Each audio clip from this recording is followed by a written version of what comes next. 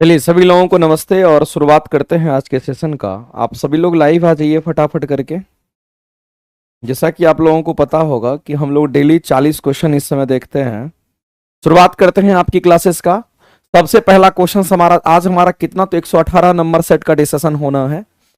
तो हम आपको पहले भी बोले थे कि जितने भी सेट का डिस्कशन आपका हो रहा है, कोशिश कीजिएगा अपनी तरफ से कि जितने भी टेस्ट का डिस्कशन आप देखते हैं उसके जो भी की कंसेप्ट आपको मिलता है सीखने को, उसको जरूर लिखा कीजिएगा साइड में कॉपी वगैरह में, ताकि आप उसका रिवीजन करके आप अच्छा मार्क्स उठा सकते हैं। तो बीपीएससी शिक्षक भर्ती और बिहार एसटीटी 2025 दोनों के लिए आपको ये काम कर जाएगा। क्वेश्चन ध्यान रखना है। सबसे पहला क्वेश्चन हमारा खगोलीय टेलीस्कोप के बारे में पूछा गया है। किसके बारे में पूछा गया? तो खगोलीय टेलीस्कोप के बारे में सबसे पहला क्वेश्चन पूछा गया है।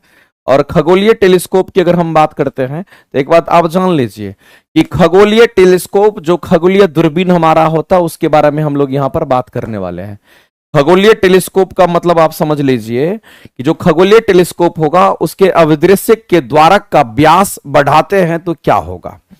तो सबसे पहला चीज आपको यह समझना है कि जब कभी भी हम किसकी बात करते हैं यहां पर, तो आपको ध्यान रखना है, अगर हम यहां पर बात करते हैं खगोलीय टेलीस्कोप की बात करते हैं, और खगोलीय टेलीस्कोप को खगोलीय दूरबीन भी कहते हैं, इस बात को ध्यान रखना। तो खगोलीय टेलीस्कोप कहने का मतलब खगोलीय दूरबीन की बात करते हैं। और सबसे इंपॉर्टेंट बात तो यह है कि जो खगोलीय टेलीस्कोप हमारा होता है, खगोलीय दूरबीन हमारा होता है, दूर की वस्तु को देखने के लिए इस्तेमाल करते हैं। ये जो दूर की वस्तु होता है उसको देखने के लिए, तो दूर की जो वस्तु होती है, दूर की वस्तु को देखने के लिए इसका इस्तेमाल करते हैं।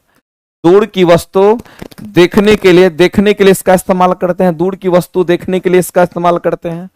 और छोटा चीज को बड़ा करके देखते हैं, बड़ा इमेज बनाता है ये बड़ा प्रतिबिंब बना के आपको, इसमें कैसा प्रतिबिंब बनता है, तो इसमें बड़ा प्रतिबिंब का निर्माण होता है। छोटे चीज का प्रतिबिंब बड़ा प्रतिबिंब बन जाता है। दूसरी बात, इस खगोलीय दूरबीन में मेरे भाई याद रखना कि इसमें 2 उत्तल लेंस लगा रहता है। इसमें कितने लेंस लगे रहते हैं? इसमें 2 उत्तल लेंस लगा होता है। ये बात भी आपको ध्यान रखना है। इसमें कितने उत्तल लेंस होंगे? तो इसमें 2 गो उत्तल लेंस होता है, इसको आप ध्यान रखेंगे। दूसरा बात आपको ध्यान रखना है कि अगर हम खगोलीय दूरबीन की अगर हम बात करते हैं, खगोलीय टेलीस्कोप की अगर हम बात करते हैं, अगर इसके अभिदृश्य के द्वारक का व्यास अगर मान लेते हैं कि इसका व्यास अगर बड़ा रखते हैं, यानी कहने का मतलब है आपको ध्यान रखना है कि जो लेंस है उसका डायमीटर को हम लोग क्या कर देते हैं, तो ये हमारा एपर्चर का जो डायमीटर है उसको ज्यादा करते हैं, तो क्या होगा? अगर एपर्चर के डायमीटर या डायमीटर को हम लोग अगर बड़ा करते हैं, अगर डाया को अगर ज्यादा रखते हैं, तो ज्यादा प्रकाश इंटर करेगा। इससे ज्यादा प्रकाश हमारा क्या होगा, तो कहेंगे ज्यादा प्रकाश हमारा आएगा। और जब ज्यादा प्रकाश आता है तो ऐसे में क्या होगा, अब एक ही जगह पर अगर बहुत ज्यादा प्रकाश हमारा आता है, एकत्रित होता है, तो अगर डायमीटर अगर ज्यादा होगा तो हम लोग क्या कहेंगे, अगर डायमीटर ज्यादा होगा तो ज्यादा प्रकाश एकत्रित होगा। इस बात को ध्यान रखना। अगर ज्यादा प्रकाश एकत्रित होगा यहां पे, और अगर ज्यादा प्रकाश एकत्रित होगा तो ऐसी परिस्थिति में क्या हो जाएगा, जिससे दूर की वस्तु आपको दिखाई देगी, इससे क्या होगा, तो दूर की जो वस्तु है वो दिखाई देगी आपको, जिससे दूर की वस्तु दिखाई देगी। इस बात को ध्यान रखना, इससे दूर की वस्तु दिखाई देगी, ये बात आपको ध्यान रखना है। और दूसरी बात आपको ध्यान रखना है कि दूर की वस्तु तो दिखाई देगी ही, और जो प्रतिबिंब बनेगा वो प्रतिबिंब हमारा कैसा होगा, तो कहेंगे जिस प्रतिबिंब की बात करते हैं, ज्यादा प्रकाश के कारण जो प्रतिबिंब होगा वो आपको कैसा दिखेगा, तो चमकीला दिखेगा। यानी अगर प्रतिबिंब की हम अगर बात करते हैं तो प्रतिबिंब का चमक हमारा कैसा होगा, तो प्रतिबिंब की चमक यहां पर ज्यादा नजर आएगी। इस बात को ध्यान रखना। तो कुल मिलाकर के ये बातें आ गई मेरे भाई, इस बात को आप ध्यान रखेंगे। कुल मिलाकर के हमारा ये बात आ गया जिसको हम लोग ध्यान में रखेंगे, मामला यही हमारा होने वाला है। तो इसमें से क्वेश्चन के आंसर हम लोग क्या करेंगे, तो आपको ध्यान रखना, खगोलीय टेलीस्कोप की बात करते हैं, अगर उसका व्यास अगर बढ़ाते हैं तो क्या होता है, तो प्रकाश ज्यादा एकत्रित होता है, और ज्यादा प्रकाश अगर एकत्रित होगा तो दूर की वस्तु दिखाई देगी। ज्यादा प्रकाश होगा तो दूर की वस्तु को आप देख पाएंगे, और दूर की वस्तु में जो इमेज बनेगा वो प्रतिबिंब कैसा दिखेगा, तो ज्यादा चमकीला दिखता है और आप आसानी से देख पाते हैं। तो आवर्धन पर कोई इफेक्ट नहीं पड़ता, क्योंकि आवर्धन जो हमारा होता है वो पदार्थ की प्रकृति पर निर्भर करता है, क्योंकि हम लेंस बदल नहीं रहे हैं इसमें, हमारे पास जो उत्तल लेंस है वही होगा, उसको हम चेंज नहीं कर रहे हैं। इसलिए आवर्धन में, आवर्धन की अगर हम बात करेंगे उसमें कोई परिवर्तन नहीं होगा। आवर्धन की जो क्षमता होगी वो हमारा क्या होगा, तो जैसा है वैसा ही रहेगा। हाँ, इसकी विभेदन क्षमता बढ़ जाएगी, क्योंकि प्रकाश ज्यादा मात्रा में होगा तो इसकी विभेदन क्षमता बढ़ जाएगी, और ये आपको क्या करेगा, तो दूर की वस्तु को भी आपको दिखा देगा सामने से। तो मेरे भाई इस क्वेश्चन का अगर आंसर करने के लिए जाएंगे तो ऑप्शन नंबर बी हमारा राइट हो जाएगा, इस बात को आप ध्यान रखेंगे। और ये मैग्नीफाइड इमेज हमारा बनाता है, बड़ा इमेज का निर्माण करता है। इससे कैसा इमेज बनता है, तो इससे बड़ा इमेज का निर्माण होता है। ये भी एक क्वेश्चन है, इसको भी आप ध्यान रखेंगे। ये बड़ा प्रतिबिंब का निर्माण करता है, दूर की वस्तु को देखने के लिए इसका इस्तेमाल हम लोग करते हैं। चलिए आगे चलते हैं, अगला क्वेश्चन आपके सामने में दे रखा है, और इस क्वेश्चन के आंसर अगर आप करना चाहते हैं एक बार करके बताइए। इस क्वेश्चन का आंसर एक बार करके बता दीजिए, देखते हैं कितने लोग इस क्वेश्चन का आंसर करते हैं फटाक से। कह रहे कि दो पारदर्शी माध्यम को पृथक करने वाले एक इंटरफेस पर आपतित एक प्रकाश की किरण का मार्ग चित्र में दर्शाया गया है, जिसमें माध्यम ए के सापेक्ष माध्यम बी के अपवर्तनांक को एन द्वारा किसके द्वारा दर्शाया गया हुआ आपसे पूछा जा रहा है। तो एक बात बताइए मेरे भाई, इंटरफेस का मतलब आप समझते हैं, दो माध्यम को अलग करने वाला जो होता है उसी को इंटरफेस कहते हैं। इसका मतलब कहीं ना कहीं ये हमारा क्या है, तो इसको हम लोग इंटरफेस कह देते हैं। ये जो आपको दिख रहा होगा इसी को हम लोग क्या कहेंगे, इसको हम लोग इंटरफेस कहते हैं। इस बात को आप ध्यान रखना, इंटरफेस कहने का मतलब है दो माध्यम को सेपरेट करने वाले को इंटरफेस कहते हैं। इसका मतलब ऊपर में माध्यम ए है तो नीचे में माध्यम हमारा क्या है, तो बी है। इस बात को ध्यान रखना। लेकिन हमें यह नहीं पता है कि किसका अपवर्तनांक ज्यादा है, तो हम कैसे पता करते हैं, तो एक बात याद रखना मेरे भाई, ये अविलंब लाइन हमारा होता है। इसका कंसेप्ट मैंने आपको पहले भी बता रखा है। ये वाला जो लाइन आप देखते हैं, इस लाइन को हम अविलंब लाइन कहते हैं। सॉरी, इस लाइन को हम लोग क्या कहेंगे, तो ये वाला जो लाइन आप देखते होंगे, ये वाली जो लाइन आप देखते होंगे, इस लाइन को हम लोग क्या कहते हैं, तो ये हमारा अविलंब लाइन होता है। इस बात को ध्यान रखना। अगर हमारे इस इंटरफेस पर अगर कोई भी चीज 90 डिग्री पर होता तो उसको अविलंब कह देते हैं। तो यहां पर हम लोग इसको फाइनली क्या बोलेंगे, तो ये हमारा क्या होगा, तो इसको हम अविलंब कहते हैं। इस बात को ध्यान रखना। इसको हम अविलंब के नाम से हम लोग जानते हैं, इसी को नॉर्मल कहते हैं। और अविलंब हमारे इस सतह के साथ कितना डिग्री, तो 90 डिग्री कोण बनाता है। हमेशा अविलंब होने के लिए वो 90 डिग्री कोण बनना चाहिए, ना उससे ज्यादा ना उससे कम। और इसके बाद ये सब कंसेप्ट तो आपको पता ही होगा। अगर मान लेते हैं कि विरल माध्यम से सघन माध्यम में प्रकाश जाती है तो क्या होता है, तो आपको ये बात पता होगा कि विरल माध्यम से प्रकाश अगर सघन माध्यम में जाती है, प्रकाश अगर विरल माध्यम से अगर सघन माध्यम में जाती है, सघन माध्यम में जाती है तो क्या होता है। तो अगर विरल माध्यम से प्रकाश की हम बात करें, प्रकाश अगर विरल माध्यम से सघन माध्यम में जाती है तो क्या होता है, आपको बताना है मेरे भाई। हम इस प्रकाश की बात कर रहे हैं, अगर प्रकाश विरल माध्यम से सघन माध्यम में जाती है तो क्या होता है। तो ऐसी परिस्थिति में आपको ध्यान रखना है कि वो किधर मुड़ता है, तो विरल से सघन में जाएगा तो अविलंब की ओर मुड़ जाता है। ये किधर मुड़ जाएगा, तो कहेंगे यहां पर हम अविलंब की बात करते हैं तो वह अविलंब की ओर मुड़ जाता है। इस बात को ध्यान रखना, जिधर अविलंब होगा उधर की ओर, अविलंब की ओर क्या होती, तो वो मुड़ जाती है। ये बात आपको पता होगा, इस बात को ध्यान रखना, जो कि अपवर्तन का नियम कहता है। दूसरा हमारा क्या होगा, तो प्रकाश हमारा किधर, तो कहेंगे अब हमारा सघन से विरल की ओर अगर भेजते हैं, अगर प्रकाश को सघन माध्यम से अगर विरल माध्यम की ओर अगर हम भेजते हैं तो ऐसी परिस्थिति में क्या होगा आपको बताना है। अगर ये सघन माध्यम से विरल माध्यम की ओर अगर जाता है तो ऐसी परिस्थिति में क्या होगा, तो ये अविलंब प्रकाश हमारा किधर, तो कहेंगे अविलंब से दूर भागता है। ये प्रकाश किधर, तो कहेंगे अविलंब से ये दूर जाता है। इस बात को ध्यान रखना, ये अविलंब से दूर भागता है, ये बात आपको ध्यान रखना चाहिए। तो ये हमारा क्या, तो अपवर्तन का दो नियम है, एगो ये नियम, एगो ये नियम, आपको ध्यान भी रखना चाहिए। अपवर्तन के दो नियम होते हैं, और जब कभी भी प्रकाश माध्यम परिवर्तन करेगा तो अपवर्तन हो ही जाएगा। इसका मतलब कहीं ना कहीं इसका अपवर्तन हुआ है, लेकिन अपवर्तन कहां हुआ, जहां माध्यम परिवर्तन करेगा वहीं अपवर्तन होता है। तो एक माध्यम ये, एक माध्यम ये। इसको देख के ही आपको लग रहा होगा, इसको देख के लग रहा होगा मेरे भाई कि क्या है, इसको हम लोग विरल माध्यम कहेंगे तो इसको सघन माध्यम कहेंगे। कहिएगा कैसे, आप क्यों ऐसे कह रहे हैं कि ये विरल और सघन है, आप यहां पर फोकस कीजिए। अगर मान लेते थोड़ा देर के लिए कि अगर ये प्रकाश मान लेते एक ही माध्यम का अगर होता तो ये प्रकाश सीधा ऐसे निकल जाता। क्या ये प्रकाश हमारा ऐसे गया है, क्या ये प्रकाश हमारा ऐसे गया, क्या ये प्रकाश हमारा ऐसा गया है, जैसा ये वाला लाइन है, क्या इसी लाइन में गया है, नहीं गया है। क्या ये प्रकाश हमारा इधर की ओर आगे बढ़ा है, बिल्कुल भी नहीं बढ़ा है। और तो ये प्रकाश किधर की ओर मुड़ा, तो अविलंब की तरफ, क्योंकि ये अविलंब होता है, ये अविलंब की ओर मुड़ रहा है। तो जब प्रकाश विरल माध्यम से सघन माध्यम में जाती है तो अविलंब की ओर मुड़ जाती है। इसका मतलब ये क्लियर हो गया कि माध्यम ए जो है उसको विरल कहेंगे और माध्यम बी जो है उसको सघन कहेंगे। चित्र के माध्यम से हम लोग आसानी से कह सकते हैं। तो माध्यम ए को क्या कहेंगे, तो ये कहीं ना कहीं हमारा यहां पर विरल माध्यम हो जाएगा। और माध्यम बी की अगर बात करते हैं तो इसको हम लोग क्या कह देंगे, तो इसको हम लोग यहां पर सघन माध्यम के नाम से हम लोग जानेंगे। ये हमारा सघन माध्यम हो जाएगा। और एक बात याद रखना मेरे भाई कि विरल माध्यम का जो अपवर्तनांक होता है वो कम होता है, सघन माध्यम का जो अपवर्तनांक होता है ज्यादा होता है। ये बात हमेशा के लिए याद रखना। अगर विलंब माध्यम की अगर बात करते हैं तो विरल माध्यम का जो अपवर्तनांक होता है, इसके अपवर्तनांक की अगर हम बात करते हैं, रिफ्रैक्टिव इंडेक्स की बात करते हैं जिसको म्यू से दिखाते हैं, इसका अपवर्तनांक हमारा क्या होता है, तो कम होता है। इसका अपवर्तनांक कम होता है। जबकि सघन माध्यम का जो अपवर्तनांक होगा जिसको हम लोग रिफ्रैक्टिव इंडेक्स कहते हैं, इसका जो अपवर्तनांक हमारा होगा वो कैसा होगा, तो कहेंगे इसका अपवर्तनांक हमारा जिसको म्यू से दिखाते हैं, इसका अपवर्तनांक कहीं ना कहीं हमारा क्या होगा, तो कहेंगे ज्यादा होगा। तो आपसे क्वेश्चन पूछा गया है मेरे भाई कि ये बताइए कि दो पारदर्शी माध्यम है जिससे प्रकाश आर पार कर सकता है। जब प्रकाश आर पार करेगा माध्यम परिवर्तन करेगा तो अपवर्तन होगा।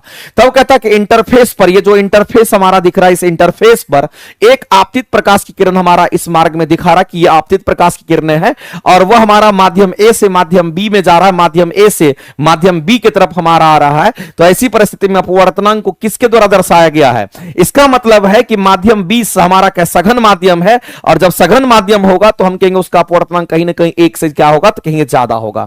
अपवर्तनांक जो हमारा होगा कैसा होगा, तो कहेंगे अपवर्तनांक हमारा एक से ज्यादा होगा, क्योंकि माध्यम ए का सापेक्ष माध्यम बी का अपवर्तनांक पूछा गया है। माध्यम ए के सापेक्ष माध्यम बी का अपवर्तनांक पूछा गया है। तो हम लोग कहेंगे माध्यम ए के सापेक्ष माध्यम बी का अपवर्तनांक कैसे लिखते हैं, तो माध्यम ए के सापेक्ष माध्यम बी का अपवर्तनांक, माध्यम बी का अपवर्तनांक माध्यम ए के सापेक्ष, जिसके सापेक्ष बोलेगा तो उसको बाद में लिखेंगे। तो किसके सापेक्ष, माध्यम ए के सापेक्ष बोला गया, किसका अपवर्तनांक, माध्यम बी का अपवर्तनांक। और इसको लिखने का तरीका हमारा क्या होगा, तो एम बी अपॉन में कितना होगा, तो सॉरी म्यू बी अपॉन में म्यू ए हो जाएगा। जिसके सापेक्ष बोलेगा वो नीचे, जिसका निकालना है उसको ऊपर रखेंगे। और हमको ये पता है कि इसका अपवर्तनांक ज्यादा होगा, इसका अपवर्तनांक कम होगा, क्योंकि ये सघन है और ये विरल है। इसका अपवर्तनांक ज्यादा, इसका अपवर्तनांक कम होगा। अगर ये अपवर्तनांक ज्यादा है, ये अपवर्तनांक अगर कम है, तो इसकी वैल्यू कितनी होगी, तो एक से ज्यादा हो जाएगी। और ऐसी परिस्थिति में इस क्वेश्चन के जो आंसर करेंगे हम लोग क्या करेंगे, तो हम लोग सीधा कहेंगे मेरे भाई ऑप्शन नंबर हमारा यहां पर माध्यम बी के अपवर्तनांक माध्यम ए, सॉरी माध्यम ए का अपवर्तनांक माध्यम बी का अपवर्तनांक माध्यम ए के सापेक्ष की जो वैल्यू होगी वो हमारा एक से क्या होगा, तो कहेंगे ज्यादा होगा। एक से क्या होगा, तो कहेंगे ज्यादा होगा। इस बात को ध्यान रखना। इसीलिए इस क्वेश्चन का अगर आंसर करने के लिए जाएंगे तो ऑप्शन नंबर हमारा क्या होगा, तो कहेंगे यहां पर ऑप्शन जो है हमारा यहां पर बी दिख रहा है, राइट। ऑप्शन नंबर बी जो करेंगे इसको हम लोग क्या करेंगे, करेक्ट करेंगे। ऑप्शन नंबर बी हमारा किसी भी सूरत में यहां पर राइट हो जाएगा। इस बात को आप ध्यान रखना। समझ में आया कि नहीं आया, समझ में आया कि नहीं आया मेरे भाई, एक बार बता दीजिए। समझ में आ गया, समझ में आ गया क्वेश्चन कैसा पूछा था। तो इस तरीके से हम लोग क्वेश्चन को सॉल्व करते हैं और इस बात को आप ध्यान में रखेंगे। आगे चलते हैं, अगला क्वेश्चन हम लोग देखते हैं। अगला कह रहा कि पारे को केस नली में भरना मुश्किल होता है, ऐसा क्यों। तो आप एक बात जान लीजिए, ये केस नली का क्वेश्चन हमेशा एग्जाम में कहीं ना कहीं देते रहता है। और जब भी केस नली की बात करेगा तो आप अपने नजर को तेज रखिए और केस नली के क्वेश्चंस को आप बनाने की कोशिश हमेशा कीजिए। केस नली को हम लोग क्या कहते हैं इंग्लिश में, तो कैपिलरी ट्यूब के नाम से हम लोग जानते हैं। इस बात को ध्यान रखना। इसको हम लोग क्या बोलते हैं, तो इसी को हम लोग कैपिलरी ट्यूब के नाम से जानते हैं। ये हमारा कैसा कहेंगे, इसको हम लोग कैपिलरी ट्यूब कहते हैं। ये बात आपको ध्यान रखना। केस नली कहने का मतलब कैपिलरी ट्यूब की बात करेंगे। अगर केस नली जिसको कैपिलरी ट्यूब हम लोग कहते हैं, आपको ध्यान रखना मेरे भाई कि कैपिलरी एक्शन हमारा कहां पे, दो चीज के लिए क्वेश्चन हमेशा एग्जाम में पूछता है। तो कैपिलरी ट्यूब में आपको दो तरह का क्वेश्चन दिखेगा। और अगर हम लोगों को दो तरह का क्वेश्चन अगर दिखता है तो कहां कहां दिखता है, तो याद रखना कि मेरे भाई एक तो हमारा पानी के लिए दिखता है, एक तो हमारा पानी के लिए दिखता है और दूसरा हमारा किसके लिए, तो कहेंगे पारा के लिए दिखता है। इस दोनों बात को याद रखेंगे। क्वेश्चन हमेशा इन्हीं दोनों पर आता है। एक बार पारा के लिए पूछेगा तो एक बार पानी के लिए पूछेगा। तो एक बर्तन लीजिए, उस बर्तन में आप पानी को जमा कर दीजिए। चलो इस बर्तन में हमने क्या डाल दिया, तो पानी डाल दिया। अब हमारे पास क्या, तो केस नली है और केस नली एक पतली सी नली होती है, बहुत पतली सी नली होती है। इसके अंदर हम जैसे ही डालते हैं तो पता चलता है कि जैसे ही केस नली को इसके अंदर डालते हैं तो इसके अंदर का जो पानी होता है वो हमारा किधर होगा, तो ये पानी हमारा ऊपर की ओर चढ़ जाता है और ऐसा मेनिसेस का आकार बना लेता है। तो पानी इसमें हमारा ऊपर की ओर चढ़ता है तो हाइट ऊपर चढ़ा। लेकिन पारा के केस में ऐसा नहीं होता है। जब हम पारा के केस में अगर देखते हैं और हम क्या करते हैं, तो पानी की जगह पे अब इसमें पारा भर देते हैं।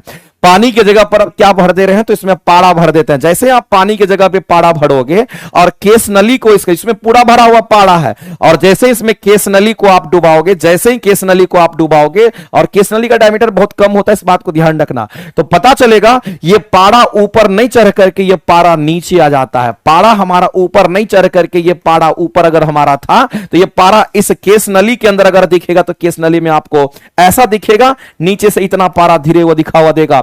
इसका मतलब कहीं ना कहीं ये नीचे गहराई में चला जाता है, और हम कहते हैं कि इस लेवल तक पारा था और ये नीचे हमारा चला गया। ये कितना नीचे, तो कहेंगे एच नीचे हमारा चला गया।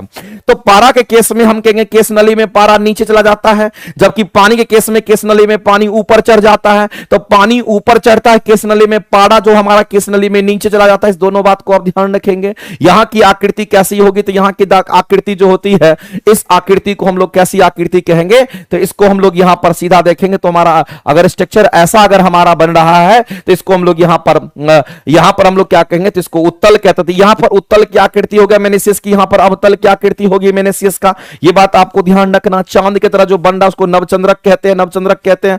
तो यहां पर जो आकृति होगी वो कैसी होगी, यहां पर जो आकृति होगी वो कैसी होगी आपको बताना है। तो इसको इसकी आकृति नवचंद्रक की आकृति अवतल होगा, इसकी आकृति नवचंद्रक की आकृति कैसी होगी, तो उत्तल होगी। तो आपसे बोला गया पारा की बात कर रहा था क्वेश्चन में, और बोल दिया यहां पर पूरा का पूरा क्लियरली बोला है कि पारे को केस नली में अगर भरना मुश्किल है तो भरा, अगर केस नली में पारा ऊपर नहीं चढ़ेगा, क्योंकि पारा की अगर हम बात करते हैं तो मेरे भाई पारा केस नली में नीचे उतरता है, इसलिए इसमें भरना, इस केस नली में पारा को भरना मुश्किल होता है। इस बात को ध्यान रखना। एक कंटेनर लेना जिसमें आप पारा को रख दीजिए, और उसमें जब पतला सा पाइप को डालिएगा, केस नली को डालिएगा, तो पता चलेगा कि वो पारा ऊपर चढ़ने के बजाय और नीचे चला जाता है। इसका मतलब है इसकी प्रॉपर्टी ही ऐसी होती है। तो बताइए इस क्वेश्चन का आंसर क्या करेंगे, तो ऑप्शन नंबर बी जो है हमारा ये राइट हो जाएगा। ऑप्शन नंबर बी जो होगा हमारा किसी भी सूरत में करेक्ट हो जाएगा। बताइए समझ में आया कि नहीं आया। और दूसरी बात मैं आपको बता देना चाहता हूं मेरे भाई कि अगर हम पानी की अगर बात करते हैं, इसके लिए क्वेश्चन पूछता है कि पानी के लिए जो स्पर्श कोण का मान होता है, कांटेक्ट एंगल जो हमारा होता है वो कितना होगा। तो याद रखना, अगर इसको हम लोग स्वच्छ पानी अगर हम कह रहे हैं, कैसा पानी, तो स्वच्छ पानी अगर हम इसको कह रहे हैं, तो स्वच्छ पानी के लिए स्पर्श कोण का मान याद रखना 0 डिग्री होता है। कई बार क्वेश्चन पूछता है ये कितना डिग्री, तो 0 डिग्री हमारा होता है, इसको ध्यान में रखेंगे। ये 0 डिग्री होता है। जबकि अगर हम पारा की बात करते हैं, और पारा के लिए अगर आपसे स्पर्श कोण की वैल्यू अगर पूछी जाती है, पारा के लिए स्पर्श कोण का मान अगर पूछा जाता है, तो याद रखना इसके लिए हमारा 131 डिग्री से लेकर के 132 डिग्री आप याद रखेंगे, एग्जाम में आता है। और कहीं कहीं पर 135 भी देगा, कहीं कहीं पर 140 भी देगा, तो 140 तक चलेगा, कोई दिक्कत नहीं है। तो यहां पर अगर हमारा थीटा का मान 90 डिग्री से अधिक होगा तो ऑब्ट्यूज एंगल बनेगा, और यहां पर थीटा का मान अगर 90 डिग्री से कम होता तो यहां पर एक्यूट एंगल बनता है। तो मेरे भाई पानी के केस में जो हमारा स्पर्श कोण की वैल्यू होता है, ये मुख्य रूप से हमारा कैसा होता है, तो ये मुख्य रूप से याद रखना कि यहां पर एक्यूट एंगल बनता है। इस बात को भी आप ध्यान रखेंगे। लेकिन यहां पर थीटा का मान 90 डिग्री से हमेशा ज्यादा बनेगा, इसका मतलब यहां पर कैसा कहेंगे, यहां पर ऑब्ट्यूज एंगल बनता है, और ऑब्ट्यूज एंगल को हम लोग अधिक कोण कहते हैं, ध्यान रखना। और एक्यूट एंगल को हम लोग न्यून कोण के नाम से जानते हैं। यहां पर जो आकृति बनेगी उत्तल की आकृति, यहां पर जो आकृति बनेगी अवतल की आकृति मेनिसियस का बनता है, ये बात भी आप ध्यान रखेंगे। तो जितने भी छोटे छोटे पॉइंट्स है सभी पॉइंट्स पर आप फोकस करिए, और सब जगह से आपके एग्जाम में क्वेश्चंस आता है। इसीलिए हमने दो बात करी आपसे, आपके सामने पानी के लिए बात किया, और साथ ही साथ हमने किसके लिए बात किया, तो हमने पारा के लिए बात किया। और चूंकि ये दोनों फेमस एग्जांपल है जिससे क्वेश्चन हमेशा एग्जाम में आता है। अब हाइट कितना ऊपर चढ़ेगा और कितना नीचे उतरेगा केस नली में, वो कैसे पता चलेगा, तो फॉर्मूला से पता चलेगा। तो हाइट कितना ऊपर चढ़ेगा कितना नीचे उतरेगा, तो उसके लिए फॉर्मूला होता है 4 सिग्मा कॉस थीटा अपॉन में कितना, तो कहेंगे रो जी इंटू डी होता है। शायद अगर आप मेरी क्लासेस में पढ़ते होंगे तो इस तरह का जो फॉर्मूला है आपको कहीं ना कहीं देखने को जरूर मिला होगा। ठीक है, ध्यान रखिएगा। तो हाइट किस किस पैरामीटर पर निर्भर करता है आपके एग्जाम में आता है, तो हाइट जिस जिस पैरामीटर पर निर्भर करता है हम उसको हाईलाइट कर देते हैं एक बार, कि जो हाइट है वो समानुपाती सरफेस टेंशन का सिग्मा का होगा। जो हाइट है हमारा वो किसका, तो कहेंगे यहां पर हम लोग सीधा कहेंगे हाइट जो हमारा होगा ये किसका, तो कहेंगे 1 अपॉन में डायमीटर डी का हमारा वित्तोकर्मानुपाती होगा, ध्यान रखेंगे। साथ ही साथ जो हाइट हमारा होगा ये किसका, तो वित्तोकर्मानुपाती 1 अपॉन में डेंसिटी का हमारा होगा। तो एग्जाम में इस पर क्वेश्चन कम पूछता है, लेकिन इन दोनों पर क्वेश्चन ज्यादातर आता है। जिसका प्रेशर ज्यादा उसमें हाइट ज्यादा चढ़ेगा, जिसका डायमीटर ज्यादा उसमें हाइट कम चढ़ेगा। तो इन दोनों पर क्वेश्चन आपके एग्जाम में खास करके आता है, इस बात को ध्यान रखेंगे। चलिए आगे चलते हैं और अगला क्वेश्चन हम लोग देखते हैं। नेक्स्ट क्वेश्चन कहता है कि विराम की अवस्था में स्थित एक पिंड एकाएक बहुत सारे टुकड़े में बंट जाता है। बताइए मेरे भाई, ये क्वेश्चन आपको नहीं कराए हैं क्या? कितनी बार करा चुके हैं? कह रहा कि विराम की अवस्था में स्थित एक पिंड एकाएक बहुत सारे टुकड़े में या क्या होता बट जाता है, यानी कि और फटने से बने टुकड़े का संवेग का योगफल क्या होगा? बताइए मेरे भाई, संवेग संरक्षण के बारे में हमने कई बार बोला है। संवेग संरक्षण के बारे में हमने कई बार बोला है मेरे। जैसे कि मान लेते हैं गोली से बंदूक निकला, सॉरी बंदूक से गोली निकला, तो जहां कहीं भी गोली और बंदूक की बात करेगा, जहां कहीं भी मेरे भाई बम विस्फोट की अगर बात करता है, जहां कहीं भी बम विस्फोट की बात करेगा, या मेरे भाई कोई भी टक्कर, किसी भी प्रकार का टक्कर या कोई भी टक्कर आमने सामने का टक्कर हो कि पीछे से कोई ठोकर आके मार दिया हो, तो अगर इस तरह का चीज अगर देखने को मिलता है, या फिर अगर हम बात करते हैं गोली बंदूक बम विस्फोट या फिर तोप गोला की क्वेश्चन में अगर बात करता है कि तोप से गोला निकला, तो मेरे भाई इस बात को आप ध्यान रखना हमेशा के लिए, इन सभी केसेस में आपको ध्यान रखना कि संवेग संरक्षित रहता है। हमेशा के लिए यह बात याद रखना, चूंकि क्वेश्चन आपसे कहीं ना कहीं पूछता है, तो आप कहेंगे सर इन सभी केसेस में हो क्या होगा, तो आपको ध्यान रखना है कि इन सभी केस में आपको ध्यान रखना कि इन सभी केस में हमारा रेखीय संवेग संरक्षित होता है। कौन सा संवेग की बात कर रहे हैं? तो कोणीय नहीं, यहां पर रेखीय संवेग संरक्षित होता है, इस बात को आप ध्यान रखेंगे। इसमें कौन संरक्षित रहेगा? तो एक लाइन में आप जान लीजिए कि रेखीय संवेग संरक्षित रहता है, यह बात आपको ध्यान रखना है, और यह हमेशा संरक्षित रहता है। हमेशा का मतलब हमेशा होता है, यह बात आपको ध्यान रखना है। यह हमेशा ही संरक्षित रहता है, इसमें कोई सोचने की जरूरत नहीं है। और अगर संवेग संरक्षण अगर हो गया, इसका मीनिंग क्या होता है? संवेग संरक्षण का मतलब होता है कि जितना संवेग पहले था उतना ही संवेग बाद में होगा। जितना संवेग पहले था उतना ही संवेग हमारा क्या होगा? तो बाद में होगा, यानी संवेग में कोई परिवर्तन नहीं होगा। इसका मतलब नेट संवेग की अगर वैल्यू की अगर बात करते हैं, जो नेट हमारा मोमेंटम होगा, नेट संवेग की जो वैल्यू होगी वो 0 होगी, इस बात को ध्यान रखना। पहले अगर मान लेते कि हमारा बड़ा टुकड़ा था टूट करके उड़ गया, इसका मतलब उसके बाद जितना भी हमारा संवेग होगा और पहले का जो संवेग होगा वो आपस में बराबर होगा, या दोनों का डिफरेंस जो होगा उसकी वैल्यू क्या होगी? तो 0 हो जाएगी। तो क्वेश्चन आपका कुछ वैसा ही कहता, समझिएगा। कह रहा कि विराम की अवस्था में स्थित एक पिंड एकाएक बहुत सारे टुकड़े में वो बट जाता है, यानी कि बम विस्फोट की बात कह रहा है। यहां पर कहीं ना कहीं ये क्वेश्चन किसको शो कर रहा है? तो आप सीधा कहेंगे ये क्वेश्चन हमारा बम विस्फोट की तरह शो कर रहा है कि जब बम विस्फोट करता है तो पहले रखा हुआ उसको जब विस्फोट करता है तो कई सारे टुकड़े में वो विभक्त हो जाता है, और फटने से बने टुकड़े के संवेग का योगफल, सभी के संवेग का योगफल का वैल्यू क्या होना चाहिए? 0 होना चाहिए। टोटल मान 0 होना चाहिए, टोटल संवेग की वैल्यू 0 होनी चाहिए, तभी हम कहेंगे संवेग संरक्षित है। इस बात को आप ध्यान रखेंगे, तभी हम कहेंगे संवेग संरक्षित है, इस बात को ध्यान रखेंगे मेरे भाई। और इस परिस्थिति में इस क्वेश्चन का आंसर क्या करने के लिए जाएंगे? तो ऑप्शन नंबर हमारा यहां पर टोटल संवेग का जो एडिशन होगा वो 0 होना चाहिए। टोटल संवेग का एडिशन क्या होना चाहिए? तो कहेंगे 0 होना चाहिए, बात आपको ध्यान रखना है। तो ऐसे क्वेश्चन कभी भी मिलेगा तो आप तो आसानी से आंसर कर सकते हैं, इसमें कोई दिक्कत नहीं। एनसीईआरटी एग्जाम्पलर की जो क्लासेस हम आपको दे रहे हैं, याद रखना जितने भी लोग लाइव देख रहे हैं, बहुत सारे बच्चे के मन में यह है कि एनसीईआरटी एग्जाम्पलर करना जरूरी है, या एनसीईआरटी नहीं भी करेंगे तो काम हमारा चल जाएगा। तो जिसके भी मन में यह बात आपके मन में अगर चल रहा है तो आप यह भी समझ लीजिए कि मेरा सिलेक्शन होगा या नहीं होगा, कहीं ना कहीं आप उस दुविधा में फंसे हुए हैं। अगर आपको लगता है कि हमको नंबर ऑफ क्वेश्चन ज्यादा बनाना है, तो बहुत जो बच्चा रैंक लाता है वो बच्चा तो ये खोजता है कि क्वेश्चन कहां से हमको मिले और अच्छे क्वेश्चन का समावेश कहां से मिले, वो ढूंढते रहता है। और अब मैं आपसे कहना चाहता हूं कि एनसीईआरटी एग्जाम्पलर में अपडेटेड कंटेंट के साथ आपके सामने मटेरियल आने वाला है, और एनसीईआरटी एग्जाम्पलर के जब आप अच्छे क्वेश्चन का संग्रह अगर आप करते हैं तो एक्युमुलेशन आपका बढ़ेगा और सिलेक्शन आपका होगा। मेरा सिलेक्शन नहीं होगा, आपका सिलेक्शन होगा। तो आप डिसाइड कीजिए कि आपको करना है कि नहीं करना है। मेरे तरफ से आप छोड़ दीजिए, अच्छे कंटेंट देंगे और अच्छा डिस्कशन आपको देखने को मिलेगा, अच्छा डिटेल एक्सप्लेनेशन आपको देखने को मिलेगा, अच्छे कंटेंट आपके पास पहुंचेंगे। तो मेरे भाई इससे बेहतर क्या हो सकता है? और आप ध्यान रखेंगे कि बीपीएससी शिक्षक भर्ती 4.0 एनसीईआरटी एग्जाम्पलर, याद रखना मेरे भाई, विज्ञान का ये जो बैच एनसीईआरटी एग्जाम्पलर बैच है, आप सभी लोग कर सकते हैं, क्योंकि अपडेटेड कंटेंट के साथ ये बैच आ रहा है 2 जून से। तैयार रहिए, प्लेटफॉर्म बाय नवीन कुमार सिंह एप्लीकेशन पर आपका आएगा, और ये नाइट में ये क्लासेस हम आपको दे रहे हैं, इस बात को ध्यान रखना। देखते हैं नाइट में जिस समय आपका कोई क्लास मैच नहीं करेगा उसी समय इस क्लासेस को हम रखेंगे। चलिए आगे चलते हैं, अगला क्वेश्चन हम लोग देखते हैं। अगला हमारा कहता है किसी आवेशित चाल की सतह पर, आवेशित चालक की सतह पर विद्युत क्षेत्र जो होता है वह पृष्ठ आवेश घनत्व से कैसे संबंधित होता है? तो इसका एक फॉर्मूला होता है, इसका एक मैथमेटिकल फॉर्मूला है और उसी मैथमेटिकल फॉर्मूला से इस क्वेश्चन को आप बना पाएंगे, अदरवाइज नहीं तो दिक्कत होगा। तो एक मैथमेटिकल फॉर्मूला हमारा होता है और इस मैथमेटिकल फॉर्मूला को आपको ध्यान रखना है। तो जो मैथमेटिकल फॉर्मूला हमारा है, जो मैथमेटिकल फॉर्मूला की हम बात करते हैं, अगर जो मैथमेटिकल फॉर्मूला हमारा होता है इलेक्ट्रिक फील्ड का, वो क्या होता है? तो इलेक्ट्रिक फील्ड का एक हमारा जो मैथमेटिकल फॉर्मूला होता है वो सिग्मा अपॉन में एप्सिलॉन नॉट होता है। ये सिग्मा अपॉन में एप्सिलॉन नॉट होता है, ध्यान रखना।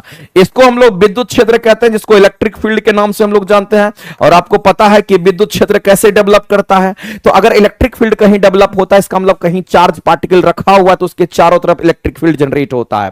अगर चार्ज का मूवमेंट हो जाएगा तो मैग्नेटिक फील्ड डेवलप करता है। अगर चार्ज रुका हुआ है तो वहां उसके चारों तरफ इलेक्ट्रिक फील्ड जनरेट करता है। तो ये जो विद्युत क्षेत्र की अगर हम बात करते हैं, जो इलेक्ट्रिक फील्ड की हम बात करते हैं, उसका एक फॉर्मूला होता है जिसको हम लोग सिग्मा एप्सिलॉन में सिग्मा डिवाइडेड बाय एप्सिलॉन कहते हैं। और जो सिग्मा होगा उसी को हम लोग पृष्ठ आवेश घनत्व के नाम से हम लोग जानते हैं। इसको हम लोग क्या बोलते थे? इसको हम लोग पृष्ठ आवेश घनत्व के नाम से जानते हैं। ये हमारा पृष्ठ आवेश घनत्व कहलाता है, इस बात को आप ध्यान रखना। और नीचे में मेरे भाई यहां पर एप्सिलॉन नॉट है और एप्सिलॉन नॉट हमारा क्या होता है? निर्वात में आप कह सकते हैं कि विद्युत पारगम्यता होता है, जिसको आप कह सकते हैं कि निर्वात की हम बात कर रहे हैं। और निर्वात में विद्युत पारगम्यता की हम बात करते हैं। निर्वात में जो विद्युत पारगम्यता की अगर हम बात करते हैं, ये हमारा होता है, इस बात को ध्यान रखना। तो ये फॉर्मूला आपको याद रखनी चाहिए। ये फॉर्मूला अगर आपको याद रहेगा तो क्वेश्चन आपका ऐसे ही बन जाएगा।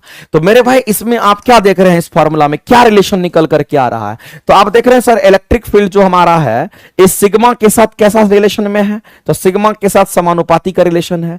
ये इलेक्ट्रिक फील्ड जो है ये वित्तकर्मानुपाती किसका है? तो वित्तकर्मानुपाती हमारा किसका है? तो 1/ε0 का है। तो ये दो चीज हमारा इस फॉर्मूला ही निकल करके आया, हम अपने से नहीं कर रहे हैं, दोनों फार्मूला से निकल करके आया है।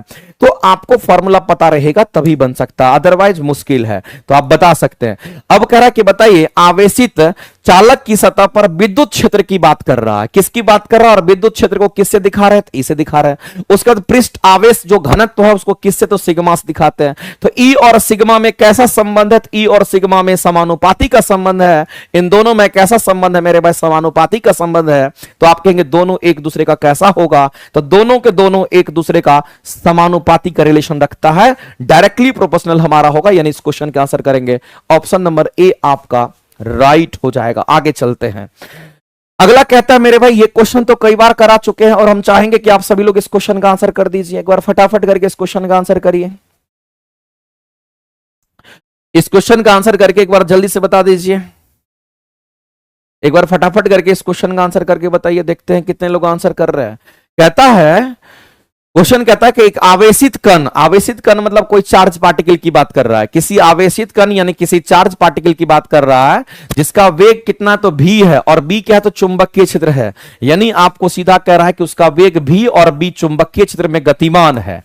तब कहता है कण पर लगने वाले अधिकतम बल की जो वैल्यू होगी वो कितनी होगी? यानी कि उस पर लगने वाले बल, अधिकतम बल का मान क्या होगा? ये आपसे पूछा गया है। एक बात बताइए मेरे भाई, इस बल के बारे में मैंने कई बार बोला आपको कि ये जो फोर्स हमारा होता है वो Q इंटू क्या होता है? तो V वेक्टर क्रॉस में B वेक्टर।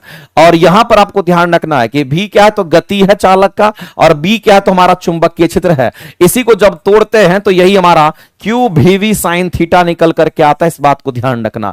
तो फॉर्मूला कहीं ना कहीं बल का जो फॉर्मूला, जेन्युइन फॉर्मूला हमारा होता है वो कितना होता है? तो Q VV साइन थीटा के रूप में हमारा होता है।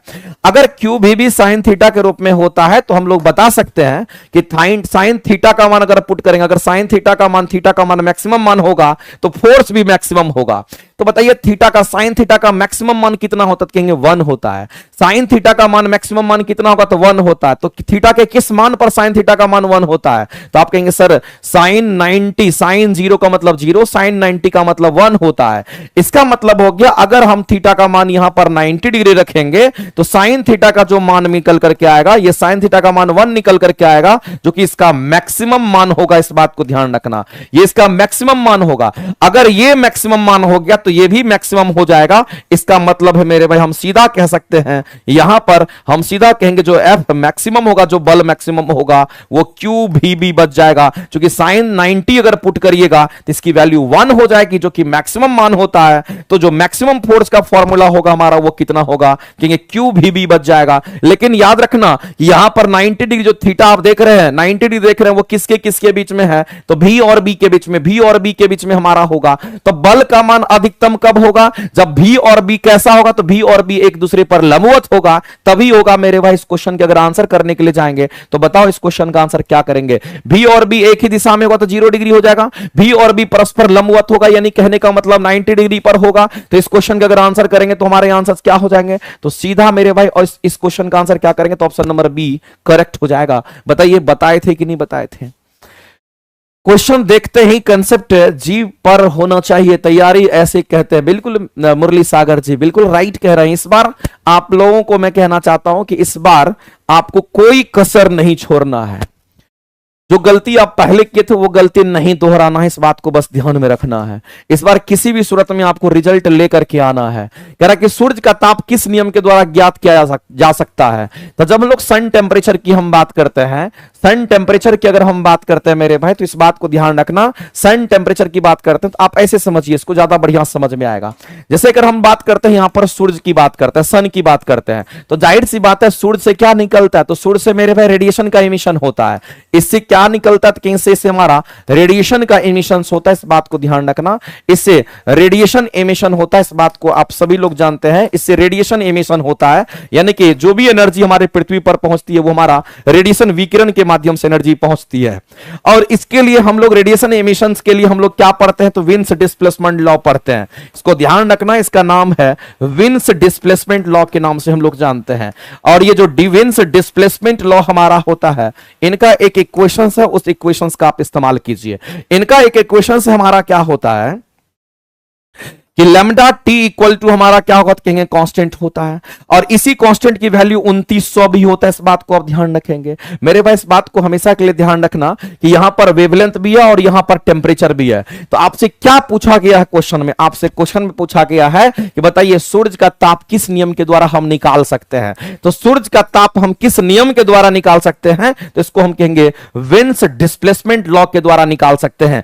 अगर मान लेते हैं कि यहां पर लैम्डा का मान पता है तो टी निकल जाएगा, अगर टी पता है तो लैम्डा निकल जाएगा, क्योंकि इसका वैल्यू इसके 2900 के बराबर होता है, ध्यान रखना। और इसी को विन्स डिस्प्लेसमेंट लॉ बोलते हैं, इस बात को आप ध्यान रखेंगे।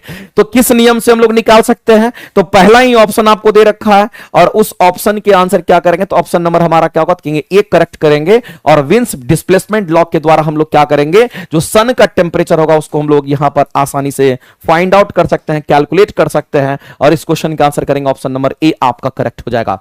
केपलर ने गति के ग्रह के गति का नियम दिया था। तो ग्रह जो गति करता है, उस ग्रह के गति के लिए जो केपलर ने नियम दिया था वो 3 प्रकार का नियम था, याद रखना। एक को हम लोग कहते हैं कक्षीय नियम, दूसरे को कहते हैं क्षेत्रीय नियम, और तीसरे को कहते हैं आवर्तकाल का नियम। आपको यह बात पता होना चाहिए, मैंने कई बार बता रखा है। आगे चलते हैं, अगला क्वेश्चन हम लोग देखते हैं।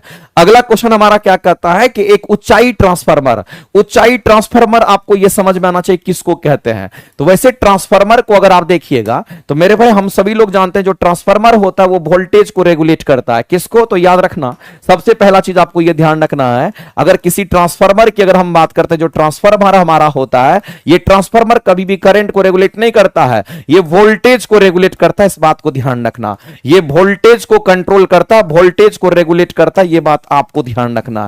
ट्रांसफार्मर किसको, तो वोल्टेज को रेगुलेट करता, यह बात ध्यान रखना। अभी इसी वोल्टेज रेगुलेशन के आधार पर 2 प्रकार का ट्रांसफार्मर होता है, और एक का नाम क्या है, तो कहेंगे एक का नाम हमारा स्टेप डाउन ट्रांसफार्मर, मैंने कई बार आपको बता भी रखा है। और दूसरा जो ट्रांसफार्मर हमारा होता है, इसको हम लोग क्या कहते हैं, तो इसको हम लोग स्टेप अप ट्रांसफार्मर के नाम से जानते हैं, ध्यान रखेंगे। अगर कोई स्टेप डाउन ट्रांसफार्मर है, इसका मतलब ये वोल्टेज को डाउन करेगा। ये किसको डाउन करेगा, नाम से पता चलता है, क्योंकि ये वोल्टेज को रेगुलेट करता है। तो वोल्टेज स्टेप डाउन मतलब वोल्टेज को डाउन करेगा, ये वोल्टेज को क्या करेगा, तो कहेंगे डाउन करेगा। अगर किसी का वोल्टेज डाउन होता है तो याद रखना मेरे भाई उसके जो करंट के मान होते हैं ऑटोमेटिक हमारा बढ़ जाता है, इस बात को ध्यान रखेंगे। और स्टेप डाउन को हम लोग क्या कहते हैं, तो इसको हम लोग यहां ऊंचाई ट्रांसफार्मर इसको बोलते हैं, तो उसको हम लोग अपचाई ट्रांसफार्मर के हम लोग नाम से जानते हैं, ध्यान रखना। इसी स्टेप डाउन को हम लोग ऊंचाई अपचाई ट्रांसफार्मर कहते हैं। लेकिन जो स्टेप अप ट्रांसफार्मर है, इसको ऊंचाई ट्रांसफार्मर कहा जाता है। और ये क्या करेगा, तो ये वोल्टेज को अप करता है, वो वोल्टेज को डाउन, तो ये वोल्टेज को क्या करेगा, तो ये वोल्टेज को अप करता बढ़ा देता है। और जब वोल्टेज बढ़ेगा तो याद रखना मेरे भाई, जो करंट की वैल्यू होती है उसको क्या करता है, ऑटोमेटिक ये कम कर देता है।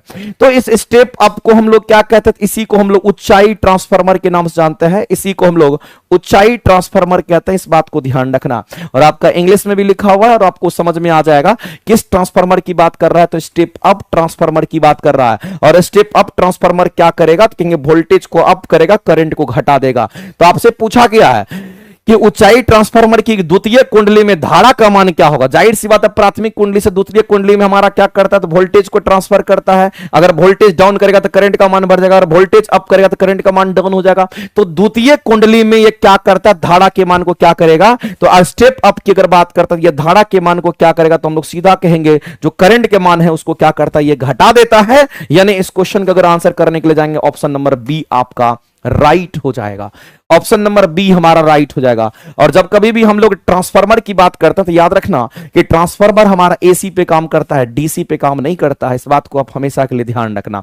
ट्रांसफार्मर की अगर बात करते हैं, उसकी शक्ति और आवृत्ति नहीं बदलती है, बाद बाकी वोल्टेज और करंट में परिवर्तन होता है। वोल्टेज बढ़ेगा तो करंट घट जाता है ऑटोमेटिक, ध्यान रखेंगे। और हमारा ट्रांसफार्मर इलेक्ट्रोमैग्नेटिक इंडक्शन के प्रिंसिपल पे काम करता है। और इलेक्ट्रोमैग्नेटिक इंडक्शन प्रिंसिपल जो दिया है वो माइकल फैराडे ने दिया है, उसको भी आप ध्यान में रखेंगे। चलिए अगला क्वेश्चन हम लोग देखते हैं, नेक्स्ट क्वेश्चन की बात करते हैं। अगला दे रखा आयरन की बात कर रहा है। बताइए आयरन हमारा कैसा मटेरियल है, आपको बताना है। तो आयरन की बात करते हैं, आयरन कैसा मटेरियल है, तो आपको ये बताना है मेरे भाई, इसमें से कौन सा आंसर हमारा करेक्ट हो जाएगा। तो सबसे पहले अगर हम लोग चुंबकीय पदार्थ की अगर हम बात करते हैं तो कुछ इस तरीके से आपको याद रखना पड़ेगा। चुंबकीय पदार्थ को कुछ इस तरीके से याद रखना पड़ेगा कि जो चुंबकीय पदार्थ होते हैं वो कौन कौन से होते हैं। एक तो हमारा डायामैग्नेटिक मटेरियल होता है, और इस डायामैग्नेटिक मटेरियल को हम लोग क्या कहते हैं, तो प्रतिचुंबकीय पदार्थ के नाम से हम लोग जानते हैं। इसको हम लोग प्रतिचुंबकीय पदार्थ कहते हैं। ये हमारा प्रतिचुंबकीय पदार्थ होता है, एक बच्चे को पता होगा। दूसरे की अगर हम बात करते हैं, ये हमारा कैसा होगा, तो कहेंगे ये हमारा पारामैग्नेटिक मटेरियल होगा। और अगर कोई हमारा पारामैग्नेटिक अगर हमारा मटेरियल है, अगर ये पारामैग्नेटिक अगर मटेरियल है, तो आप ध्यान रखना इसको अनुचुंबकीय पदार्थ के नाम से हम लोग जानते हैं। ये कैसा होगा, तो इसको हम लोग अनुचुंबकीय पदार्थ कहते हैं। ये बात आपको ध्यान रखना है। और इसी तरीके से अगर हम बात करते हैं तो तीसरा हमारा कैसा होगा, तो कहेंगे यहां पर फेरोमैग्नेटिक मटेरियल के नाम से हम लोग जानते हैं। ये हमारा फेरोमैग्नेटिक मटेरियल, इस बात को आप ध्यान रखेंगे। इस मटेरियल को हम लोग क्या कहेंगे, तो यहां पर फेरोमैग्नेटिक मटेरियल के नाम से हम लोग जानते हैं, जिसको लोह चुंबकीय पदार्थ के नाम से हम लोग जानते हैं। इस बात को ध्यान रखना। और कुल मिलाकर के मैंने कुछ मटेरियल आपको याद करने के लिए बोला था, उसको याद रखिएगा। जैसे अगर फेरोमैग्नेटिक मटेरियल की बात करते हैं, सबसे अच्छा मैग्नेटिक गुण इसी में होता है, सबसे बढ़िया डोमेन इसी में बनता है। इस बात को ध्यान, इसमें डायपोल प्रेजेंट होता है, जबकि इसमें डायपोल जीरो में डायपोल मोमेंट जीरो होता है। डायपोल मोमेंट जीरो क्यों होता है, क्योंकि इसमें सभी के सभी पेयर्ड इलेक्ट्रॉन होते हैं। उसमें हमारा जो क्लॉकवाइज एंटी क्लॉकवाइज स्पिन होता है वो हमारा कैंसिल आउट कर देता है, इसलिए इसमें हमारा डायपोल नहीं होता है। तो डायपोल हमारा इसमें प्रेजेंट होता है सबसे पहले, और हमारा इसी के अंदर डोमेन भी बनता है, फेरोमैग्नेटिक मटेरियल डोमेन बनता है। आपको यह ध्यान रखना मेरे भाई, इसके एग्जांपल्स काफी इंपॉर्टेंट है कि इसके एग्जांपल्स हमारे क्या होंगे। तो मैं आपको बताना चाहता हूं, इसमें आपको याद रखना, आयरन की बात करते हैं हम लोग, निकल की बात करते हैं, और हम लोग कोबाल्ट की बात करते हैं। याद कीजिए बताए थे कि नहीं बताए थे, ये तीनों एग्जांपल याद रखना है। और आपसे क्या पूछा, आयरन के बारे में पूछा। आयरन को सिंबॉलिक रिप्रेजेंटेशन में Fe से दिखाते हैं। इसका मतलब ये फेरोमैग्नेटिक मटेरियल है। इस क्वेश्चन के अगर आंसर करने के लिए जाओगे तो कहां है फेरो, ऑप्शन नंबर आपको सी में दे रखा है। ऑप्शन नंबर सी नहीं, ऑप्शन नंबर बी होना चाहिए। ये ऑप्शन नंबर सी नहीं, टाइपिंग मिस्टेक है, इसमें आप ऑप्शन बी कर लीजिएगा। इसको आप ऑप्शन बी कर लीजिएगा। ये ऑप्शन बी होगा मेरे भाई, ऑप्शन बी करेक्ट आंसर आपका हो जाएगा।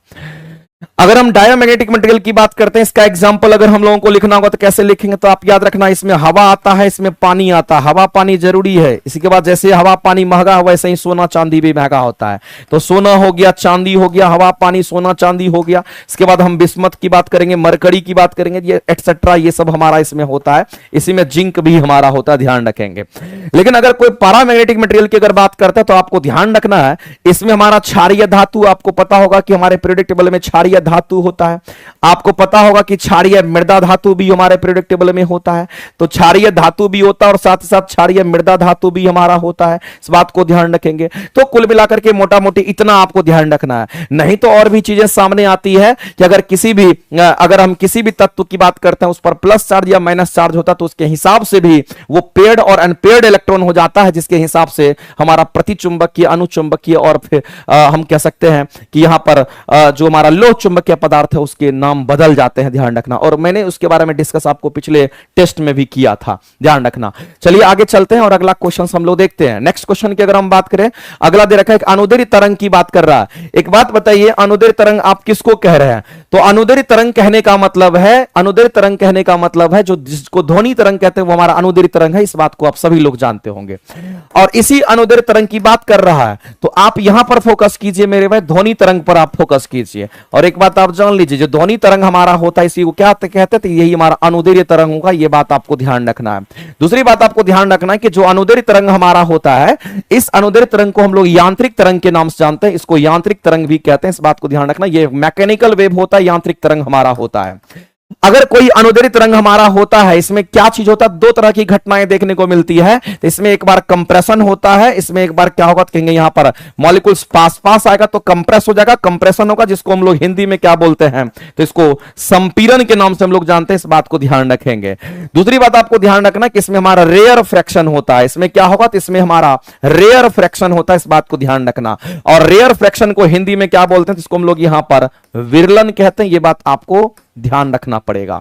तो मेरे भाई कुल मिलाकर के ये पता चल रहा है कि ये ध्वनि तरंग के क्वेश्चंस हमारे हैं, और ध्वनि तरंग के जब क्वेश्चंस होंगे तो हम लोग इजीली इसको कर पाएंगे, कोई दिक्कत नहीं है। तो कंप्रेशन में क्या होता है समझ लीजिए, कंप्रेशन के जो मॉलिक्यूल्स होते हैं वो काफी पास पास होते हैं, कंप्रेशन के मॉलिक्यूल्स काफी पास पास होंगे। जब कंप्रेशन का मॉलिक्यूल्स पास पास होगा मेरे भाई, तो आप क्या कहोगे, यहां के मॉलिक्यूल्स अगर पास पास बहुत ज्यादा पास पास होगा तभी तो कंप्रेस होगा, और जब कंप्रेस होगा तो यहां का प्रेशर क्या होगा कि इस जगह का प्रेशर ज्यादा होगा, यहां का प्रेशर क्या होगा कहेंगे यहां का प्रेशर हमारा ज्यादा होगा, इस बात को ध्यान रखेंगे। लेकिन विरलन का मतलब क्या होता है, मॉलिक्यूल्स दूर दूर होगा, मॉलिक्यूल्स दूर दूर होगा, मॉलिक्यूल्स दूर दूर होगा, इसका मतलब यहां का प्रेशर हमारा क्या होगा कहेंगे यहां पर कम हो जाता है, इस बात को ध्यान रखना। जब मॉलिक्यूल्स एक जगह साथ साथ सटे सटे होते हैं तो वहां पर प्रेशर ज्यादा होता है, क्योंकि कंप्रेस आपने कर दिया है। जब मॉलिक्यूल्स दूर दूर होता है तो उसके बीच में प्रेशर कम होता है, इस बात को ध्यान रखना। तो मेरे भाई आपसे यह क्वेश्चन पूछा गया है और आप सभी लोगों को इस क्वेश्चन का आंसर करना चाहिए, और बहुत ही बेहतरीन क्वेश्चन आपके सामने में है और एग्जाम में पूछा जा चुका है इस तरह का क्वेश्चन। चलिए, अनुदैर्ध्य तरंग संचलन में बोला गया विरलन की बात कर रहा है, किसकी बात कर रहा है, तो विरलन की बात कर रहा है। और विरलन कहां है, तो रेयर फ्रैक्शन की बात कर रहे हैं, यहां पर दिख रहा होगा आपको, संपीड़न की बात नहीं कर रहा, आपको यहां पर विरलन की बात कर रहा है। कह रहा है कि संचलन में विरलन के स्थान के माध्यम का जो घनत्व होगा या दाब होगा। एक बात बताइए मेरे भाई, अगर मॉलिक्यूल्स पास पास होगा, पास पास होगा, पास पास होगा तो उसकी डेंसिटी ज्यादा होगी, उसकी डेंसिटी क्या होगी तो कहेंगे ज्यादा होगा। अगर डेंसिटी ज्यादा होगा तो प्रेशर भी क्या होगा तो कहेंगे यहां पर ज्यादा होगा, इसकी डेंसिटी भी ज्यादा होगी, प्रेशर भी ज्यादा होगा। जब प्रेशर कम होगा तो हम कहेंगे इसकी डेंसिटी क्या होगी, तो इसकी डेंसिटी कम होगी। जैसे मान लेते हैं कपड़ा, आपके पास ढेर सारा कपड़ा है, एक ही बैग में ठूसते जा रहे हैं, ठूसते जा रहे हैं, ठूसते जा रहे हैं, इसका मतलब कपड़ा बहुत ज्यादा आपका ठूसा गया, इसका मतलब उसकी डेंसिटी बढ़ गई। जब उसका डेंसिटी बढ़ता है तो जाहिर सी बात है उसका प्रेशर भी बढ़ जाता है। इसी तरीके से आपको ध्यान रखना कि प्रेशर बढ़ेगा तो डेंसिटी बढ़ेगा, और प्रेशर घटेगा तो डेंसिटी भी घट जाएगा। क्योंकि मेरे भाई दूर दूर है तो प्रेशर कम होगा तो डेंसिटी भी उसका कम होगा, तो इसलिए हम लोग सघन और विरल भी इसको समझते हैं, इसमें कोई दिक्कत नहीं होना चाहिए। तो आप आसानी से कह सकते हैं सर यहां पर प्रेशर कम होगा तो यहां की डेंसिटी भी कम होगी, यहां का प्रेशर अगर ज्यादा होगा तो यहां का डेंसिटी भी ज्यादा होगा। अब बनाइए क्वेश्चन को, समझ में आ जाएगा। कह रहा है कि बताइए घनत्व क्या होगा और दाब क्या होगा, तो कहेंगे जो घनत्व होगा वही दाब भी होगा, लेकिन हमारा विरलन के केस में देखेंगे इसका मतलब घनत्व हमारा क्या होगा, कहेंगे घनत्व हमारा कम होगा, और साथ ही साथ दाब भी हमारा क्या होगा, कहेंगे प्रेशर भी हमारा कम होगा। यानी कहने का मतलब है इस क्वेश्चन के अगर आंसर करने के लिए जाएंगे तो हम लोग कहेंगे दाब और घनत्व दोनों कम होगा, दोनों कम होगा। यानी इस क्वेश्चन का जो आंसर करेंगे ऑप्शन नंबर क्या होगा, तो ऑप्शन नंबर ए आपका यहां पे करेक्ट हो जाएगा। ऑप्शन ए जो है ये क्या होगा, तो आपका राइट आंसर हो जाएगा मेरे भाई। जिसके हिसाब से क्वेश्चन पूछा गया था उसके हिसाब से इस क्वेश्चन का आंसर क्या करेंगे, तो ऑप्शन नंबर ए आपका करेक्ट हो जाएगा। बताइए समझ में आया कि नहीं आया, जो बताइए वो समझ में आया कि नहीं मेरे भाई, एक बार जल्दी से बता दीजिए कमेंट सेक्शन में कमेंट करके। आगे चलते हैं, अगला कहता है कौन सा पदार्थ भरने पर ऑर्गन पाइप हमारा पिच अधिकतम होता है। अब बताइए पिच को अधिकतम करना है, किसको अधिकतम करना है, तो पिच को अधिकतम करना है। तो जाहिर सी बात है पिच जो है वो डिपेंड करता है किस पर, तो फ्रीक्वेंसी पर। आप सभी लोग कई बार पढ़ा चुके हैं और कई बार आपको ये तो रटा हुआ होना चाहिए। अगर हम बात करते हैं किसके बारे में, तो हम यहां पर बात करते हैं पिच के बारे में बात करते हैं। जो पिच होता है ये हमारा किसका, तो कहेंगे फ्रीक्वेंसी का समानुपाती होता है। अगर किसी का फ्रीक्वेंसी अगर ज्यादा होगा तो उसका पिच भी ज्यादा होगा। अब मेरे भाई एक फ्रीक्वेंसी का फॉर्मूला होता है, उस फ्रीक्वेंसी के फॉर्मूला को लिखते हैं और फ्रीक्वेंसी को न्यू से दिखाते हैं। और इसका फॉर्मूला जो होता है, फ्रीक्वेंसी का जो फॉर्मूला होता है शायद आरटी अपॉन में हमारा क्या होता है, कहेंगे एम होता है। ध्यान रखेंगे फ्रीक्वेंसी का जो फॉर्मूला होता है हमारा कितना होता है, कहेंगे अंडर रूट में हमारा आरटी अपॉन में एम होता है। इस बात को ध्यान रखना, ये आरटी डिवाइडेड बाय हमारा क्या होगा, एम क्या है तो मॉलिक्यूलर वेट है। एम क्या है तो इस बात को ध्यान रखना, एम हमारा यहां पर मॉलिक्यूलर वेट है, इस बात को ध्यान रखेंगे। तो फ्रीक्वेंसी हमारा क्या होना चाहिए, तो आपको क्वेश्चन में जो बोला उसके हिसाब से सोचेंगे। क्वेश्चन में हमसे बोला है कि हमारा पिच क्या होना चाहिए, तो पिच को अधिकतम करना है। क्वेश्चन में ये बोल दिया है किसको अधिकतम करने की बात कर रहा है, किसको अधिकतम करने की बात कर रहा है, तो पिच को अधिकतम करने की बात कर रहा है। तो पिच अगर अधिकतम होगा तो फ्रीक्वेंसी अधिकतम होगा। इसका मतलब आप यहां पर इसको अप्लाई कीजिए, यहां अप्लाई कीजिए। अगर इसका फ्रीक्वेंसी अधिकतम होगा तभी तो पिच अधिकतम होगा। जब फ्रीक्वेंसी अधिकतम होगा मेरे भाई, तो हम ये कह सकते हैं ये जो हमारा एम है इस मॉलिक्यूलर वेट को कम करना पड़ेगा। तो वैसे गैस को हम लोग चूज करेंगे जिसका मॉलिक्यूलर वेट कम होगा, वैसे गैस का हम इस्तेमाल करेंगे जिसका मॉलिक्यूलर वेट कम होगा। और मॉलिक्यूलर वेट सबसे कम किसका होता है, तो याद रखना मेरे भाई हम लोग यहां पर एयर को लेकर के चलेंगे। किसको लेकर के चलेंगे, तो हम लोग एयर को लेकर चलेंगे, हवा को लेकर चलेंगे, यानी कि ऑक्सीजन की बात कर रहा है। एयर कहने का मतलब यहां पर ऑक्सीजन की बात कर रहा है। और ऑक्सीजन का जो मॉलिक्यूलर वेट होता है हमारा कितना होता है, तो हम लोग इसको ऑक्सीजन मान करके चलेंगे। इस बात को ध्यान रखना, इसको ऑक्सीजन मान करके हम लोग चलते हैं। जिसका मॉलिक्यूलर वेट कम होगा तो उसकी फ्रीक्वेंसी ज्यादा होगी, अगर फ्रीक्वेंसी ज्यादा होगा तो पिच ज्यादा होगा। इसलिए हम लोग किसको चूज करते हैं, तो हम लोग एयर को चूज आउट करते हैं। इस बात को ध्यान रखेंगे। आगे चलते मेरे भाई, अगला क्वेश्चन हमारा कहता है कि एक कण जिसके कम से कम एक बीमा जो है 10 के पावर -7 मीटर से हमारा कम होगा, इसको हम लोग नैनो पार्टिकल कहते हैं। और नैनो पार्टिकल की जब कभी भी बात होती है तो वो हमारा 10 के पावर -9 यहां पर हम लोग मीटर कहते हैं। इस बात को ध्यान रखते, नैनो पार्टिकल हमारा हो जाता है। चलिए आगे चलते हैं, अगला क्वेश्चन हम लोग देखते हैं। अगला आपको मिलान करना और बताना। आइसोबार नाम से ही पता चलता है एक समान दाब की बात कर रहा है, एक समान वायु दाब कहने को आइसोबार। एक समान वायु दाब कहने का मतलब है आइसोबार की बात कर रहा है। इस बात को आप ध्यान रखेंगे, ये किसकी बात कर रहा है, तो एक समान वायु दाब की बात कर रहा है। अगर एक समान वायु दाब का अगर कोई रिलेशन देता है तो हमारा आइसोबार देता है। इसका मतलब ये मिलान हमारा कहीं ना कहीं करेक्ट है। दूसरी बात मेरे भाई हम लोगों को ध्यान रखना है कि आइसो हाइट की बात करता है तो समान ऊंचाई वाले को हम लोग क्या बोलते हैं, आइसो हाइट कहते हैं। ये क्या है, तो आपको ध्यान रखना है कि समान ऊंचाई वाले को क्या कहते हैं, तो समान ऊंचाई वाले को हम लोग सीधा कहेंगे आइसो हाइट। नाम से पता चलता है हाइट, हाइट का मतलब क्या होता है, ऊंचाई होता है। इसका मतलब इसका रिलेशन इसी के साथ हमारा है, इसका रिलेशन हमारा इसी के साथ है। उसके बाद आइसो हेलाइन की बात करते हैं मेरे भाई। जो हेलाइट्स ग्रुप होते हैं वो लवणीय हमारे होते हैं, और इसीलिए हम कहते हैं कि जो लवणीय होता है जहां पर एक समान लवणता होता है उसको हम लोग कहते हैं। तो ध्यान रखना, आइसो का मतलब एक समान, आइसो का मतलब एक समान, इसलिए समान ऊंचाई समान वायु दाब। और यहां पर हमारा क्या होगा, यहां पर हम लोग सीधा कह सकते हैं कि एक समान लवणता वाला जो क्षेत्र होता है, एक समान लवणता वाला जो क्षेत्र होता है, एक समान लवणता वाला जो क्षेत्र होता है, एक समान लवणता जो वाला बिंदु होता है, लवणता वाला जो बिंदु होता है उसको हम लोग क्या कहते हैं, उसको हम लोग आइसो हेलाइन के नाम से जानते हैं। जो कि इसका ये मैचिंग जो है मेरे भाई पूरी तरीके से गलत है, इस बात को ध्यान रखेंगे। तो यहां पर हम लोग आंसर क्या करेंगे, तो जो गलत है वही आंसर करेंगे। ऑप्शन नंबर सी आपका गलत है, ध्यान रखेंगे। आगे चलते हैं, अगला क्वेश्चन देखते हैं। परासरण के बारे में क्वेश्चन पूछा गया जिसको ऑस्मोसिस कहते हैं। एक बात याद रखना मेरे भाई, जब कभी भी हमारे सामने में यहां पर किसकी बात कर रहा है, तो ऑस्मोसिस की अगर बात करता है तो ऑस्मोसिस को हम लोग क्या कहते हैं, तो इसी को हम लोग हिंदी में परासरण के नाम से जानते हैं। यह बात आपको ध्यान रखना है। परासरण, ऑस्मोसिस कहने का मतलब हमारा क्या होगा, तो परासरण होगा। कह रहा इसके बारे में आपको बताना है कि कौन सा सही उत्तर है, वो आपको चयन करना है। सही उत्तर के बारे में बताना है कौन सा सही है, तो स्टेटमेंट पढ़ना पड़ेगा। कहता है यदि एक अर्धपारगम्य झिल्ली यानी कि जिसको सेमी परमेबल मेम्ब्रेन का इसमें इस्तेमाल किया जाता है, इसको मान लेते हैं कि यहां पर एक मेम्ब्रेन है, जिस मेम्ब्रेन को क्या कह दिया, सेमी परमेबल है। और सेमी परमेबल कहने वाला इसमें छोटा छोटा छिद्र भी होगा, जिस छिद्र से हमारे इससे क्या होगा, कहेंगे जो भी हमारे सॉल्वेंट होंगे वो हमारा क्या होगा, तो कहेंगे उधर की ओर मूव कर जाएगा। तो अर्धपारगम झिल्ली विलायक और विलयन के मध्य रख दी जाती है। एक तरफ विलायक है, एक तरफ मान लेते हैं इधर हमारा क्या है, तो कहेंगे विलायक है, ये हमारा विलायक है। और इधर हमारा क्या, तो इधर हमारा विलयन है। इस बात को ध्यान रखना। और उसके बीच में क्या रख दिए हैं, तो अर्धपारगम झिल्ली को रख दिए हैं, जिसको हम लोग यहां पर सेमी परमेबल मेम्ब्रेन के नाम से जानते हैं। ये हमारा सेमी परमेबल हमारा मेम्ब्रेन है, जिसको हम लोग अर्धपारगम झिल्ली के नाम से जानते हैं। ये बात आपको ध्यान रखना है। तो के मध्य रख दी जाती है। तो कहता है मेरे भाई कि विलायक जो हमारा होगा, विलायक कहने के मतलब ये वाला, विलायक के जो अणु होंगे, विलायक के जो अणु होंगे इस झिल्ली में से निकल करके शुद्ध विलायक से विलयन की ओर प्रवाहित हो जाता है। इसका मतलब मेरे भाई इस विलायक के जो अणु होंगे, इस विलायक के जो अणु होंगे, यहां पर विलायक है और इस विलायक के जो अणु होंगे इसी सेमी परमेबल मेम्ब्रेन से पास करते हुए हमारा किधर चला जाता है, तो शुद्ध विलयन की तरफ हमारा प्रवाहित हो जाता है। इस बात को ध्यान रखना।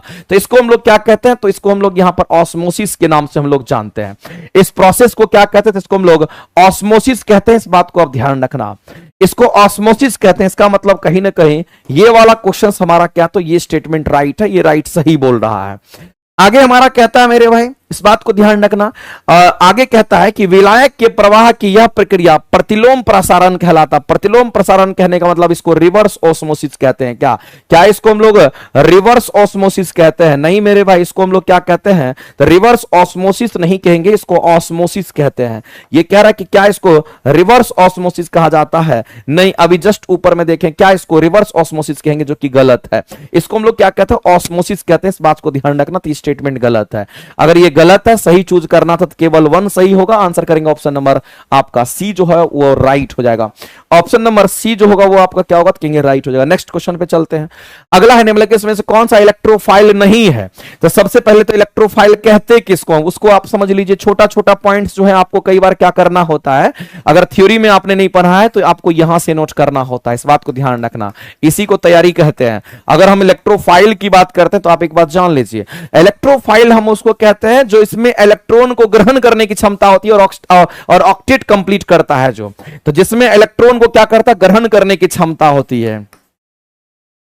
जिसमें इलेक्ट्रॉन को क्या करता है, इलेक्ट्रॉन, जिसमें इलेक्ट्रॉन को ग्रहण कर, ध्यान रखना, जिसमें इलेक्ट्रॉन को ग्रहण कर ऑक्टेट कंप्लीट करने की क्षमता होती है। ऑक्टेट कंप्लीट करने की क्षमता होती है। ऑक्टेट कंप्लीट करने की क्षमता होती है। ऑक्टेट कंप्लीट करने की क्षमता होती है, उसी को कहते हैं। ऑक्टेट कंप्लीट करने की क्षमता होती है, उसी को हम लोग क्या कहते हैं, तो उसी को हम लोग इलेक्ट्रोफाइल के नाम से जानते हैं। अब इसमें से चेक करना पड़ेगा आपको। अगर पहले ऑप्शन में चेक करना है तो आप कहेंगे सर सोडियम प्लस की बात कर रहा है। अगर सोडियम होगा तो 11 को इलेक्ट्रॉन होगा। अगर 11 को सोडियम का 11 को अगर इलेक्ट्रॉन होगा तो इसका इलेक्ट्रॉनिक कॉन्फ़िगरेशन 2 8 हमारा कितना होगा, तो 1 हो जाएगा। अगर इसी को Na प्लस कह दीजिए तो यहां पर इलेक्ट्रॉन की संख्या कम हो जाएगी और यहां पर हमारा कितना, तो 2 8 हो जाएगा। तो इसका तो ऑक्टेट कंप्लीट हो गया। यहां ऑक्टेट इनकंप्लीट था तो ये नहीं, यहां पर Na प्लस कह रहा है। इसका मतलब मेरे भाई आप इस बात को समझने का कोशिश कीजिएगा, यहां पर Na प्लस की बात कह रहा है और Na प्लस में हम देख रहे हैं कि ऑक्टेट कंप्लीट हो जा रहा है, हमारा ऑक्टेट कंप्लीट हो जा रहा है। इस बात को आप ध्यान रखेंगे। अगर यहां पर ऑक्टेट कंप्लीट हमारा हो जा रहा है, इसका मतलब वो हमारा इलेक्ट्रोफाइल कहलाएगा। इस बात को ध्यान रखेंगे। इलेक्ट्रॉन को अगर एक्सेप्ट करता, ऑक्टेट को अगर कंप्लीट करता है, तो आप ये समझ लीजिएगा जो भी हमारा ऑक्टेट कंप्लीट करेगा वो हमारा इलेक्ट्रोफाइल कहलाता है। इस बात को आप ध्यान रखेंगे। तो इलेक्ट्रोफाइल ये तो हमारा क्या हो जाएगा, ये हमारा क्या हो जाएगा मेरे भाई, इस बात को ध्यान रखना। इस क्वेश्चन के जो आंसर्स आपके दे रखे हैं, इलेक्ट्रोफाइल कौन सा हमारा नहीं है। नहीं, इसमें एक चीज आपको ध्यान रखना, सोडियम प्लस तो 2 8 हमारा हो गया, तो ये 10 हो गया। ये इलेक्ट्रोफाइल हमारा नहीं है बोला गया। इस क्वेश्चन का आंसर हमारा ऑप्शन नंबर ए दे रखा है, ए दे रखा। अच्छा, यहां पर एक चीज ध्यान रखना है कि प्लस आवेश हमारा है, क्या है, तो प्लस आवेश। इसमें इलेक्ट्रॉन ग्रहण करने की बात कर रहा है, जबकि यहां पर इलेक्ट्रॉन को त्याग करके ऑक्टेट कंप्लीट कर रहा है। ये इलेक्ट्रॉन को त्याग करके ऑक्टेट कंप्लीट कर रहा है, तो ये इलेक्ट्रोफाइल नहीं होगा। इलेक्ट्रोफाइल हम उसको कहते हैं जो इलेक्ट्रॉन ग्रहण करके ऑक्टेट कंप्लीट करे, इसको ध्यान में रखना। तो इलेक्ट्रॉन को त्याग करके जो हमारा ऑक्टेट कंप्लीट करता है उसको न्यूक्लियोफाइल कहते हैं। ये इलेक्ट्रोफाइल नहीं है हमारा। इसका मतलब ये इलेक्ट्रोफाइल हमारा नहीं होगा। अगर ये इलेक्ट्रोफाइल हमारा नहीं है तो यही इस क्वेश्चन का आंसर हमारा होगा। लेकिन हम दूसरे को भी चेक करके आपके सामने बताते हैं, समझना गौर से। अगर ऑप्शन सी को अगर हम लोग देखते हैं या ऑप्शन बी की अगर हम बात कर लेते हैं, ऑप्शन बी में क्या दे रखा है, कहेंगे यहां पर BF3- दे रखा है। अब आप एक बात समझना मेरे भाई कि जिस पर चार्ज होता है या फिर इसी के ऊपर हम लोग चर्चा करते हैं। मान लेते हैं कि हमारा बोरोन है और इससे कितने फ्लोरीन लगे हुए हैं, तो 3 को फ्लोरीन, एक फ्लोरीन यहां, एक फ्लोरीन यहां, एक फ्लोरीन यहां, और यहां पर एगो माइनस, इसका मतलब इसके पास एगो इलेक्ट्रॉन ज्यादा है। आप बताइए मेरे भाई इसमें कितने बॉन्ड है, तो आप कह रहे हैं कि इसमें जितने बॉन्ड है उसको हम कहते हैं कि इसमें 3 गो बॉन्ड हम लोग को दिख रहा है। और 3 बॉन्ड कहने का मतलब कितना इलेक्ट्रॉन होगा, 3 बॉन्ड कहने का मतलब हमारा 6 गो इलेक्ट्रॉन हमारा होगा और 1 इलेक्ट्रॉन यहां पर भी है। इसका मतलब 6 इलेक्ट्रॉन वो और 1 इलेक्ट्रॉन जो हमारा इधर छूटा हुआ है, एक इलेक्ट्रॉन की बात करेंगे। तो इसके पास टोटल कितना इलेक्ट्रॉन हो गया? तो 7 को इलेक्ट्रॉन हो गया। बताइए ऑक्टेट कंप्लीट करने के लिए इलेक्ट्रॉन लेगा कि नहीं लेगा? तो ऑक्टेट कंप्लीट करने के लिए इलेक्ट्रॉन को ग्रहण करेगा। जब ऑक्टेट कंप्लीट करने के इलेक्ट्रॉन को ग्रहण कर रहा है उसको इलेक्ट्रोफाइल कहते हैं। इसका मतलब ये इलेक्ट्रोफाइल नहीं था, इसका मतलब ये इलेक्ट्रोफाइल हमारा है। और हाइड्रोजन की बात करते हैं तो मेरे भाई हाइड्रोजन को क्या चाहिए? तो एक इलेक्ट्रॉन चाहिए, और इलेक्ट्रॉन अगर इसको मिल जाता, H प्लस की बात कर रहा है, H प्लस की बात कर रहा है, तो H प्लस में हाइड्रोजन प्लस में अगर हम लोग चेकआउट करेंगे तो कैसे चेकआउट करेंगे? समझना गौर से। अगर मान लेते हैं हाइड्रोजन प्लस है तो हाइड्रोजन का तो एक होता वो भी गायब हो गया। इसका मतलब है मेरे भाई इसमें 2 पूरा करने के लिए क्या चाहिए? तो इसको इलेक्ट्रॉन चाहिए, लेकिन इलेक्ट्रॉन को ग्रहण करना चाहिए, इलेक्ट्रॉन को ग्रहण करेगा तो इसमें भी 2 इलेक्ट्रॉन चाहिए, इलेक्ट्रॉन ग्रहण करेगा तभी इसका 2 पूरा होगा तो ऑक्टेट कंप्लीट होगा। इसका मतलब ये भी इलेक्ट्रोफाइल है, लेकिन ये इलेक्ट्रोफाइल हमारा नहीं है। ये इलेक्ट्रोफाइल इसलिए नहीं है क्योंकि इलेक्ट्रॉन को ये क्या करता है? ग्रहण नहीं करता, ये हमारा हटाता था। इस बात को ध्यान रखेंगे, ये हटा करके ऑक्टेट कंप्लीट कर रहा था, जबकि इलेक्ट्रॉन ग्रहण करने के बाद ऑक्टेट कंप्लीट करना चाहिए। तो इस क्वेश्चन का अगर आंसर करेंगे तो ऑप्शन नंबर हमारा क्या होगा? तो ए राइट हो जाएगा, क्योंकि वो गलत है। ये इलेक्ट्रोफाइल हमारा नहीं है, इस बात को ध्यान रखेंगे। चले आगे चलते हैं। अगला क्वेश्चन कहता है कि कौन सी धातु पीतल, कांसा और जर्मन सिल्वर इन सभी में से अभय घटक के रूप में विद्यमान होता है? अब अभय घटक मतलब जो ज्यादा मात्रा में हमारा मौजूद होता है, इसकी बात कर रहा है। तो आपके पास जो दे रखा है मिश्र धातु की अगर बात करें, जैसे हम पीतल की बात करते हैं, और आप जानते होंगे कि पीतल को हम लोग क्या कहते हैं? ब्रास कहते हैं। पीतल को हम ब्रास कहते हैं, और पीतल किसका मिश्र धातु होता है? क्योंकि यह मिश्र धातु है, और मिश्र धातु हम उसको कहते हैं जिसमें हम लोग कहते हैं 2 या 2 से अधिक धातु मिला हुआ रहता है। तो ये किसका मिश्र धातु है? तो कहेंगे कॉपर का, दूसरा हमारा जिंक का होता है। कॉपर की मात्रा लगभग 80% होती है, जिंक की मात्रा हमारा 20% ही होता है, इस बात को ध्यान रखेंगे। इसी तरीके से आपको दे रखा है क्या? तो कांसा। तो कांसा आप जानते होंगे, कांसा पदक जीतता है। कांसे पदक की अगर बात करते हैं, कांसा को हम लोग ब्रॉन्ज मेडल के नाम से जानते हैं, ये हमारा ब्रॉन्ज होता है। और जहां कहीं भी ब्रॉन्ज बोलेगा तो ये भी क्या? तो कहेंगे ये भी हमारा मिश्र धातु होता है, इस बात को ध्यान रखेंगे। अगर ये मिश्र धातु है तो ये किसका मिश्रण? तो कॉपर और हमारा टीन का मिश्र धातु होता है। इसमें भी कॉपर की मात्रा लगभग हमारा 80% होता है, और ये 20% हमारा होता है। इसके बाद अगर हम बात करते हैं जर्मन सिल्वर की बात कर रहे हैं, किसकी बात कर रहे हैं मेरे भाई? तो याद रखना यहां पर हम जर्मन सिल्वर की बात कर रहे हैं। और एक बात जान लीजिए, जर्मन सिल्वर में कोई सिल्वर नहीं होता है। जर्मन सिल्वर में सिल्वर का परसेंटेज 0% होता है, याद रखना। तो जर्मन सिल्वर में होता क्या है? तो कहेंगे कॉपर होता है, निकल होता है, और साथ साथ कहेंगे इसमें जिंक होता है। इसमें भी 60% तो कॉपर ही होता है, और 20% निकल होगा, तो 20% हमारा जिंक होता है। यानी कि मेरे भाई तीनों में अगर देखिएगा तो सबसे अधिक मात्रा में क्या होगा? सबसे अधिक मात्रा में कॉपर होगा। और आपसे यही पूछा गया था कि बताइए कि which of the following metals are present in dual component of brass, bronze and German silver. यानी कहने का मतलब हमारा क्या है? तो यहां पर अभय घटक के रूप में जो ज्यादा मात्रा में है वो हमारा कौन सा होगा, या फिर हमारा सब में कॉमन कौन सा होगा? ये क्वेश्चन पूछा गया है। अभय घटक कहने का मतलब आप ये भी कह सकते हैं, क्योंकि इसमें डुअल कंपोनेंट बोला गया, इसका मतलब जो सब में हमारा शामिल होगा, तो हम कहेंगे कॉपर ही हमारा शामिल है सब में। इसका मतलब इस क्वेश्चन का अगर आंसर करेंगे तो ऑप्शन नंबर हमारा बी करेक्ट हो जाएगा, ध्यान रखिएगा। तो जर्मन सिल्वर में कोई सिल्वर नहीं होता, ये नाम से सिर्फ पता चलता है कि जर्मन सिल्वर है, लेकिन ध्यान रखना जर्मन सिल्वर में कोई सिल्वर नहीं होता है। अगला क्वेश्चन की अगर हम बात करते हैं, ग्रेफाइट की हम बात कर रहे हैं। एक बात आपको ध्यान रखना मेरे भाई, हम सभी लोग जानते हैं कार्बन का अपरूप होता है, और जो कार्बन का अपरूप हमारा होता है वो कौन कौन सा होता है? तो कार्बन के अपरूप की अगर हम बात करते हैं तो कार्बन का अपरूप कौन कौन सा होगा? तो सबसे पहले तो हम यहां पर ग्रेफाइट की हम बात करेंगे।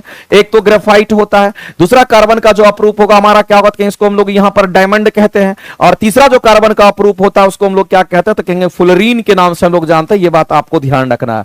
और चौथे जो हमारे होते हैं उसको क्या कहते हैं? कोयला, जिसको आप यहां पर कोल कहते हो। तो ये सभी के सभी हमारे क्या है? तो कार्बन के अपरूप है, यानी कंप्लीट कार्बन से ही बना हुआ होता है, लेकिन सबका स्ट्रक्चर अलग अलग होता है, सबकी प्रॉपर्टी अलग अलग होती है, इस बात को आप सभी लोग जानते होंगे।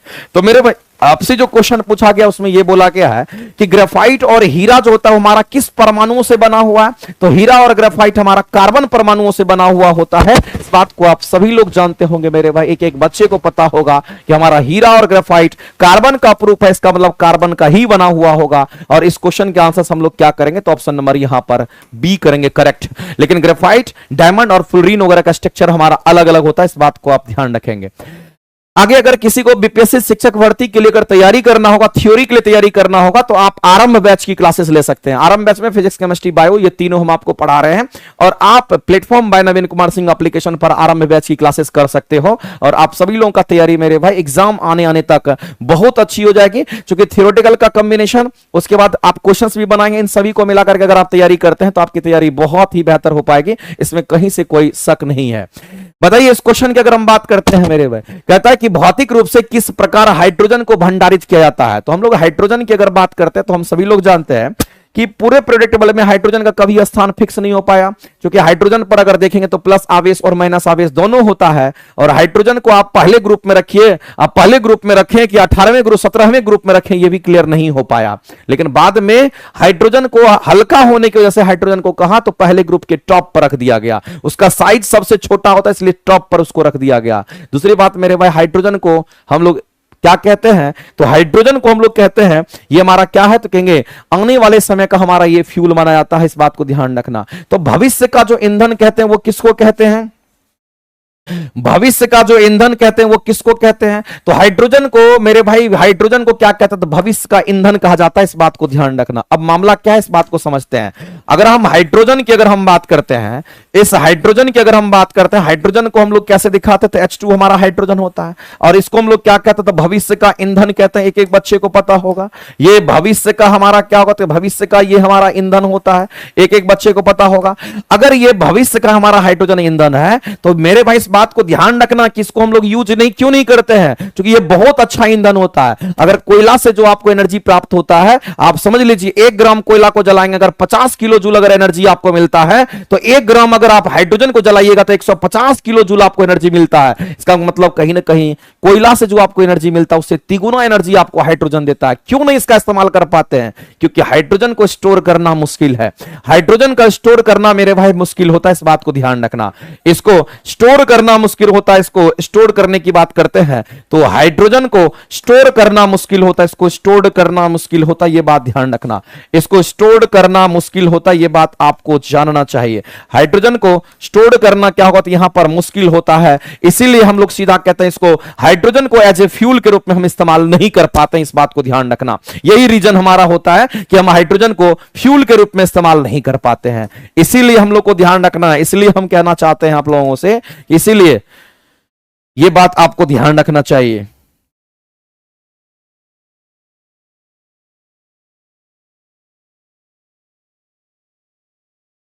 इसलिए हाइड्रोजन की अगर हम बात करते हैं, इसलिए हमारा हाइड्रोजन को फ्यूल के रूप में इस्तेमाल नहीं कर पाते हैं, फ्यूल के रूप में इस्तेमाल नहीं कर पाते हैं,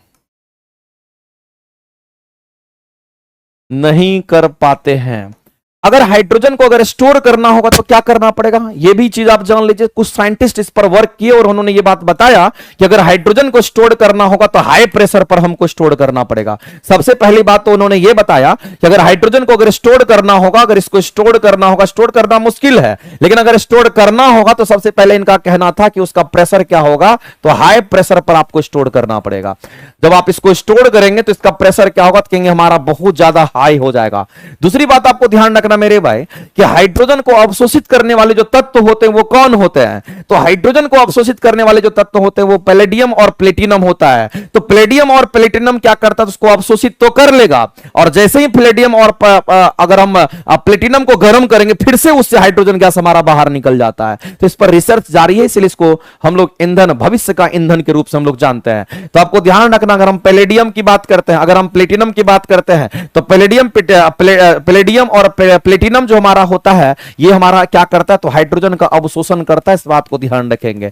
ये हाइड्रोजन का क्या करता है, तो कहेंगे सिंपली ये हाइड्रोजन को ये अवशोषित कर लेता है, इस बात को ध्यान रखना। ये हाइड्रोजन को अवशोषित कर लेता है, इस बात को ध्यान रखना। और जैसे ही आप फिर गर्म करेंगे हाइड्रोजन बाहर हो जाएगा, इस बात को भी ध्यान रखना। जैसे ही आप गर्म करेंगे, जैसे ही फिर गर्म करेंगे, जैसे ही गर्म करेंगे वैसे ही हाइड्रोजन बाहर हो जाता है। जैसे ही गर्म करेंगे वैसे क्या होगा, तो कहेंगे फिर वैसे वैसे ही हाइड्रोजन बाहर हो जाता है, वैसे ही हाइड्रोजन हमारा क्या होता है यहां पर बाहर हो जाता है। इस बात को ध्यान रखना, इसलिए इसको ज्यादातर हम लोग यूज नहीं कर पा रहे हैं एज ए फ्यूल के रूप में। इस बात को आप ध्यान रखेंगे। तो मेरे भाई ये कहानी कहीं ना कहीं आपको थोड़ा थोड़ा समझ में आया होगा, और शायद यही सब एग्जाम में क्वेश्चंस बन करके आता है, और यही छोटा छोटा पॉइंट तो आपको आना चाहिए बढ़िया तरीके से। तो बताइए, हाइड्रोजन को भंडारित किया जाता है, जब हाइड्रोजन को भंडारित करेंगे तो वहां का प्रेशर ज्यादा होगा। इसका मतलब कहीं ना कहीं हाइड्रोजन गैस के संपीड़न से, और जब किसी का संपीड़न होता है तो वहां का प्रेशर ज्यादा होता है। कंप्रेस होगा तो वहां का प्रेशर हमारा बहुत ज्यादा बढ़ जाता है। तो आप ध्यान रखेंगे, हाइड्रोजन गैस के संपीड़न से आप कह सकते हैं इस क्वेश्चन का आंसर हमारा क्या होगा, तो कहेंगे सी करेक्ट हो जाएगा।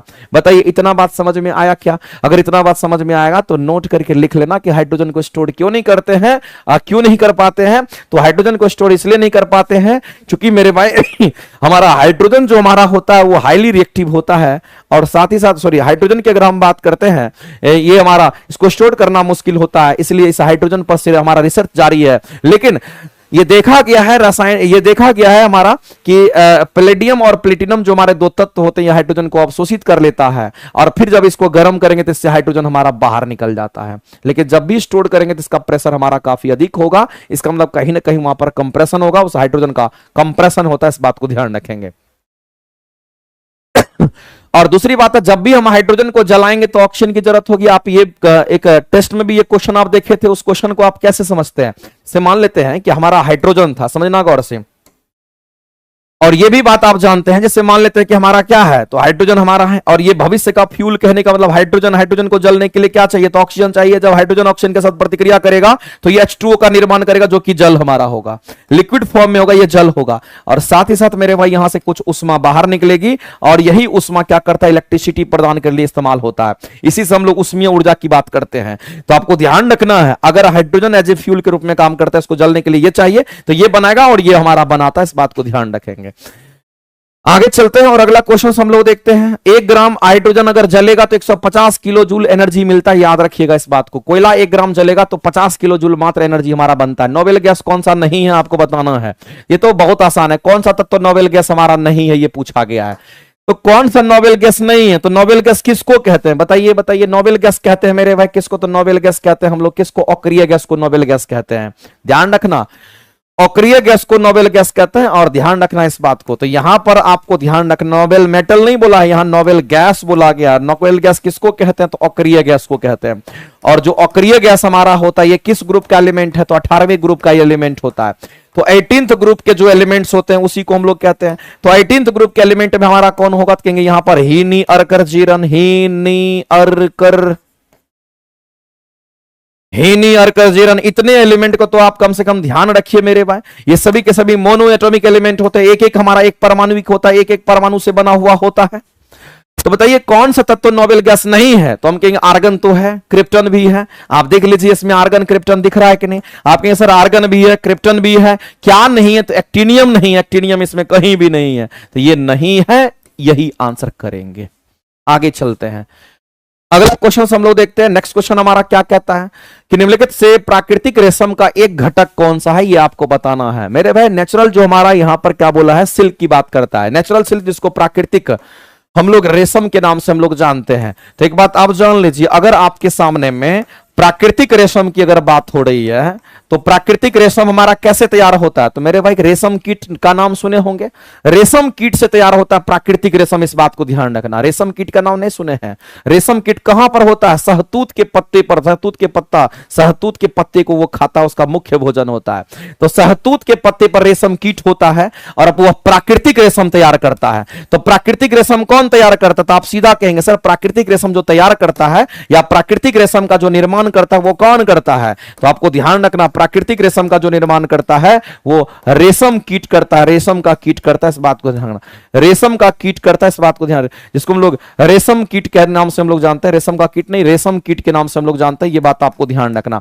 और रेशम कीट कहां पे रहता है? तो शहतूत के पत्तों पर होता है। इस बात को ध्यान रखेंगे, ये शहतूत के जो पत्ते होते हैं उसी पत्ते पर ये होता है, उसी के शहतूत के पत्ते पर होता है। इस बात को ध्यान रखेंगे, और उसी से ये अपना भोजन ग्रहण करता है। अगर आप बात करते हैं जो प्राकृतिक रेशम हमारा होता है, इस प्राकृतिक रेशम में हमारा क्या होता है मेरे भाई? तो इस प्राकृतिक रेशम में हमारा क्या होता है? इस प्राकृतिक रेशम में कुछ ऐसे पदार्थ पाए जाते हैं, इसमें कुछ ऐसे पदार्थ पाए जाते हैं जिसको प्रोटीन के रूप में हम लोग देखते हैं। तो इसमें क्या पाया जाता कहेंगे, इसी में हमारा प्रोटीन पाया जाता है, इस बात को ध्यान रखेंगे। इसमें क्या, तो प्रोटीन पाया जाता है। और उस प्रोटीन में मुख्य रूप से क्या मौजूद होता है, तो उस प्रोटीन में मेरे भाई आपको ध्यान रखना है कि मुख्य रूप से नाइट्रोजन प्रेजेंट होता है। उसमें मुख्य रूप से नाइट्रोजन प्रेजेंट होता है, इस बात को ध्यान रखना। नाइट्रोजन प्रेजेंट होता है, इस बात को आप ध्यान रखें। केमिकली देखेंगे तो पता चलेगा कि मुख्य रूप से नाइट्रोजन उस प्रोटीन में प्रेजेंट होता है, यह बात आपको ध्यान रखनी चाहिए। तो मेरे भाई कुल मिलाकर के यह बात पता चला हम लोगों को कि अगर हम बात करते हैं प्राकृतिक रेशम की बात करते हैं तो उसमें से हमारा कौन से ऐसे तत्व हैं जो उसमें पाए जाते हैं, तो नाइट्रोजन हमारा यहां पर पाया जाता है, वो एक घटक के रूप में होता है। इसमें पोटासियम वगैरह नहीं होता है, ध्यान रखेंगे। ना तो इसमें पोटासियम होता है, ना तो इसमें मैग्नीशियम होता है। इसमें क्या मौजूद होता है, कहेंगे नाइट्रोजन हमारा इसमें मौजूद होता है। और वह हमारा किसमें, तो प्रोटीन में नाइट्रोजन हमारा कंटेंट होता है। यह बात आपसे क्वेश्चन पूछा गया है। यह क्वेश्चन आपसे पूछा गया है। बॉम्बिक्स मोरी, बिल्कुल सही बात कह रहे हैं। बॉम्बिक्स मोरी इसी से रिलेटेड हमारा होता है, जो रेशम कीट हमारा होता है। आगे चलते हैं, अगला क्वेश्चन देखते हैं। हाइड्रोजन सल्फाइड मेरे भाई सड़ा हुआ जैसा महकता है, जहां पे दलदल होगा, कीचड़ होगा, वहां से जो गैस निकलता है, हाइड्रोजन सल्फाइड भी गैस निकलता है, मीथेन गैस भी निकलता है। तो आपको ध्यान रखना मेरे भाई कि हाइड्रोजन सल्फाइड गैस, जिसको हम लोग H2S के नाम से जानते हैं, एक प्रदूषक का जो मुख्य स्रोत हमारा होगा वो क्या होगा, तो हम कहेंगे सड़ते हुए वनस्पति और पशु पदार्थ के, हमारे सड़ते हुए वनस्पति और पशु पदार्थ से जो पदार्थ हमारा, जो गैस हमारा बनता है, जो गैस हमारा बनता है, उसी को हम लोग क्या कहते हैं, तो हाइड्रोजन सल्फाइड गैस कहते हैं। ध्यान रख लीजिएगा। चलिए आगे, अगला कह रहा है कि मेम्ब्रेन बायोरिएक्टरों की चर्चा प्रायः किसके संदर्भ में की जाती है। तो मेरे भाई इस बात को ध्यान रखना, यहां पर क्वेश्चन किसके बारे में पूछा है, तो मेम्ब्रेन बायोरिएक्टर के बारे में पूछा गया है। तो मेम्ब्रेन बायोरिएक्टर जो हमारा एक टेक्निक है, और इसी टेक्निक के माध्यम से हम लोग क्या करते हैं, तो वेस्ट वाटर ट्रीटमेंट टेक्नोलॉजी का इस्तेमाल करते हैं। या फिर हम लोग कहेंगे कि मेम्ब्रेन बायोरिएक्टर का जो इस्तेमाल करते हैं, ये वेस्ट वाटर ट्रीटमेंट टेक्नोलॉजी में इसका इस्तेमाल करते हैं। इस बात को ध्यान रखेंगे। किसके लिए इस्तेमाल करते हैं, याद रख लीजिएगा। इसका इस्तेमाल कहां पर होता है, वेस्ट वाटर ट्रीटमेंट में इसका इस्तेमाल होता है। इसका इस्तेमाल कहां होता है, तो आपको ध्यान रखना है कि इसका इस्तेमाल जो होता है वो कहां होता है, इसका इस्तेमाल वेस्ट वाटर ट्रीटमेंट में हमारा होता है। इस बात को ध्यान रखेंगे। वेस्ट वाटर ट्रीटमेंट की हम बात करेंगे, वेस्ट वाटर ट्रीटमेंट जो हमारा होता है उसमें इसका इस्तेमाल करते हैं। इस बात को ध्यान रखना। तो वेस्ट वाटर ट्रीटमेंट में इसका इस्तेमाल करते हैं। वेस्ट वाटर ट्रीटमेंट इस्तेमाल, वेस्ट वाटर ट्रीटमेंट हमारा क्या होता है, इसको समझना है। वेस्ट वाटर ट्रीटमेंट में हम लोग क्या करते हैं, पैथोजेंस का पता लगाते हैं। हम लोग किसका पता लगाते हैं, तो बैक्टीरिया का पता लगता है। बैक्टीरिया को ही पैथोजेंस कहते हैं। इसका मतलब इसमें हम लोग किसका पता लगाते हैं, तो इसी में हम लोग क्या करते हैं, तो इसका पता लगाते हैं और उसको क्या करते हैं, तो रिमूव करते हैं। आपको ध्यान रखना। तो इस वेस्ट वाटर ट्रीटमेंट में क्या निकाला जाता है, तो कहेंगे जो बैक्टीरिया हमारा होता है, और उसी बैक्टीरिया को हम लोग क्या कहते हैं, तो उसी बैक्टीरिया को पैथोजेंस के नाम से हम लोग जानते हैं। ये पैथोजेंस हमारा होता है। तो मेरे भाई वेस्ट वाटर ट्रीटमेंट में हम लोग क्या करते हैं, रिमूव करते हैं, इसको वहां से हटाते हैं, इसको रिमूव करते हैं। किसको रिमूव करते हैं, तो बैक्टीरिया पैथोजेंस को रिमूव करते हैं। और किसको रिमूव करते हैं मेरे भाई, जो कंटामिनेटेड उसमें पदार्थ होते हैं उसको भी हम लोग करते हैं। कंटामिनेटेड जो खराब पदार्थ उसके अंदर होगा, कंटामिनेटेड जो खराब पदार्थ होगा उसको भी वहां उससे अलग करते हैं। तो कंटामिनेटेड पदार्थ को भी हम लोग रिमूव करते हैं। इस बात को ध्यान रखना। उससे निकाल देते हैं इस प्रोसेस से। इस बात को ध्यान रखना। तो ये मेरे भाई ये हमारा निकालने की विधि है। तो एक तो बैक्टीरिया जो होगा, पैथोजेंस होगा, उसको निकाल देंगे, उसको रिमूव करेंगे। या कंटामिनेटेड जो हमारा पदार्थ होगा, जो उसमें सड़ा गला चीज होगा, उसको भी बाहर कर देते हैं। तो ये एक वेस्ट वाटर ट्रीटमेंट में हमारा एक टेक्नोलॉजी होता है, जिसको मेम्ब्रेन बायोरिएक्टर के नाम से हम लोग जानते हैं। इसलिए आपको ध्यान रखना है कि मेम्ब्रेन बायोरिएक्टर हमारा क्या है, तो हमारा एक टेक्नोलॉजी है, और इसका इस्तेमाल हम लोग वेस्ट वाटर ट्रीटमेंट में करते हैं। और वेस्ट वाटर ट्रीटमेंट में बैक्टीरिया और कंटामिनेटेड जो भी पदार्थ होते हैं उसको हम लोग बाहर करते हैं, उसको रिमूव करते हैं। इस बात को आप ध्यान रखेंगे। तो बताइए मेरे भाई, यहां पर बोला गया कि चर्चा जो करते हैं किसके संदर्भ में की जाती है, तो वेस्ट वाटर ट्रीटमेंट के संबंध में की जाती है। इसकी चर्चा कहां दे रखा है, तो अपशिष्ट जल शोधन प्रौद्योगिकी की वेस्ट वाटर प्यूरिफिकेशन टेक्नोलॉजी में इसका इस्तेमाल करते हैं, और इसी से बैक्टीरिया और पैथोजेंस को बाहर कर देते हैं। आपको यह बात ध्यान रखना। ये आपको ध्यान रखना। इस तरह का क्वेश्चन आपके सामने अगर आएगा तो ये लाइन आपको जब तक याद नहीं रहेगा नहीं बनेगा। चलो आगे चलते हैं। तो छोटा छोटा जितना भी आप क्वेश्चन देख रहे हैं ना, सबको मेरे भाई छोटे छोटे क्वेश्चन को पॉइंट बना करके लिखते चले जाओ। आगे आने वाले समय में एग्जाम में हो सकता है कि क्वेश्चन उठा पटक करके पूछ दिया, तो ये सब क्वेश्चन बनाने वाले तुम ही में से एक हो गए, ध्यान रखना इस बात का। चलो आगे चलते हैं। अगला क्वेश्चन कहता है कि सामान्यतः सर्वाधिक उपयोग में आए जाने वाला हमारा अपचायक कौन होगा। तो अपचायक कहने वाला रिड्यूसिंग एजेंट की हम बात करते हैं, तो सबसे अधिक इस्तेमाल होने वाला जो रिड्यूसिंग एजेंट होता है हमारा कौन होगा, तो हम लोग कहेंगे यहां पर हमारा कौन होगा, तो SnCl2 के नाम से हम लोग जानते हैं, ये हमारा होता है। सबसे ज्यादा ऑक्सीडाइजिंग एजेंट होने वाला इस्तेमाल हमारा कौन होगा, हाइड्रोजन पेरोक्साइड और हाइड्रोजन गैस हमारा यूज होता है, वो सबसे ज्यादा हमारा इस्तेमाल होता है, हाइड्रोजन पेरोक्साइड वगैरह, उसको ऑक्सीडाइजिंग एजेंट के रूप में देखते हैं। KMnO जो हमारा ऑक्सीडाइजिंग एजेंट हमारा होता है। तो रिड्यूसिंग एजेंट सबसे ज्यादा इस्तेमाल हमारा SnCl2 होता है, जिसको हम लोग टीन क्लोराइड के नाम से हम लोग जानते हैं। अगला का आईपीएससी नेम आपको बताना है, बताइए इसका आईपीएससी नेम क्या होगा मेरे भाई। तो यहां पर आपको दे रखा है CH3 की बात कर रहा है, उसके बाद फिर CH2 की बात कर रहा है, उसके बाद फिर CH3 की बात कर रहा है। बताइए सभी में सिंगल सिंगल बॉन्ड दिख रहा है कि नहीं दिख रहा, आसानी से दिख रहा है आपको। इसी को दिखाएंगे, एक कार्बन के साथ 3 हाइड्रोजन लगा हुआ है, एक कार्बन के साथ 3 हाइड्रोजन, एक कार्बन के साथ 3 हाइड्रोजन, यहां भी हमारा एक कार्बन के साथ हमारा 2 हाइड्रोजन को इधर H2 को इधर लगा दीजिए, फिर ये हमारा सिंगल बॉन्ड, फिर हमारा इस कार्बन के साथ हमारा कितना, तो कहेंगे 3 को हाइड्रोजन बॉन्ड को लगा दीजिए मेरे भाई। जब कार्बन कार्बन के बीच में पूरे कंपाउंड में अगर सिंगल बॉन्ड दिखता है, इसका मतलब कहीं ना कहीं ये सैचुरेटेड कंपाउंड होगा। इसका मतलब ये कैसा कंपाउंड होगा, तो इसको हम लोग यहां पर सैचुरेटेड कंपाउंड कहेंगे। ये हमारा सैचुरेटेड हाइड्रोकार्बन का कंपाउंड होगा, ये सैचुरेटेड हमारा कंपाउंड होगा, इस बात को आप ध्यान रखेंगे।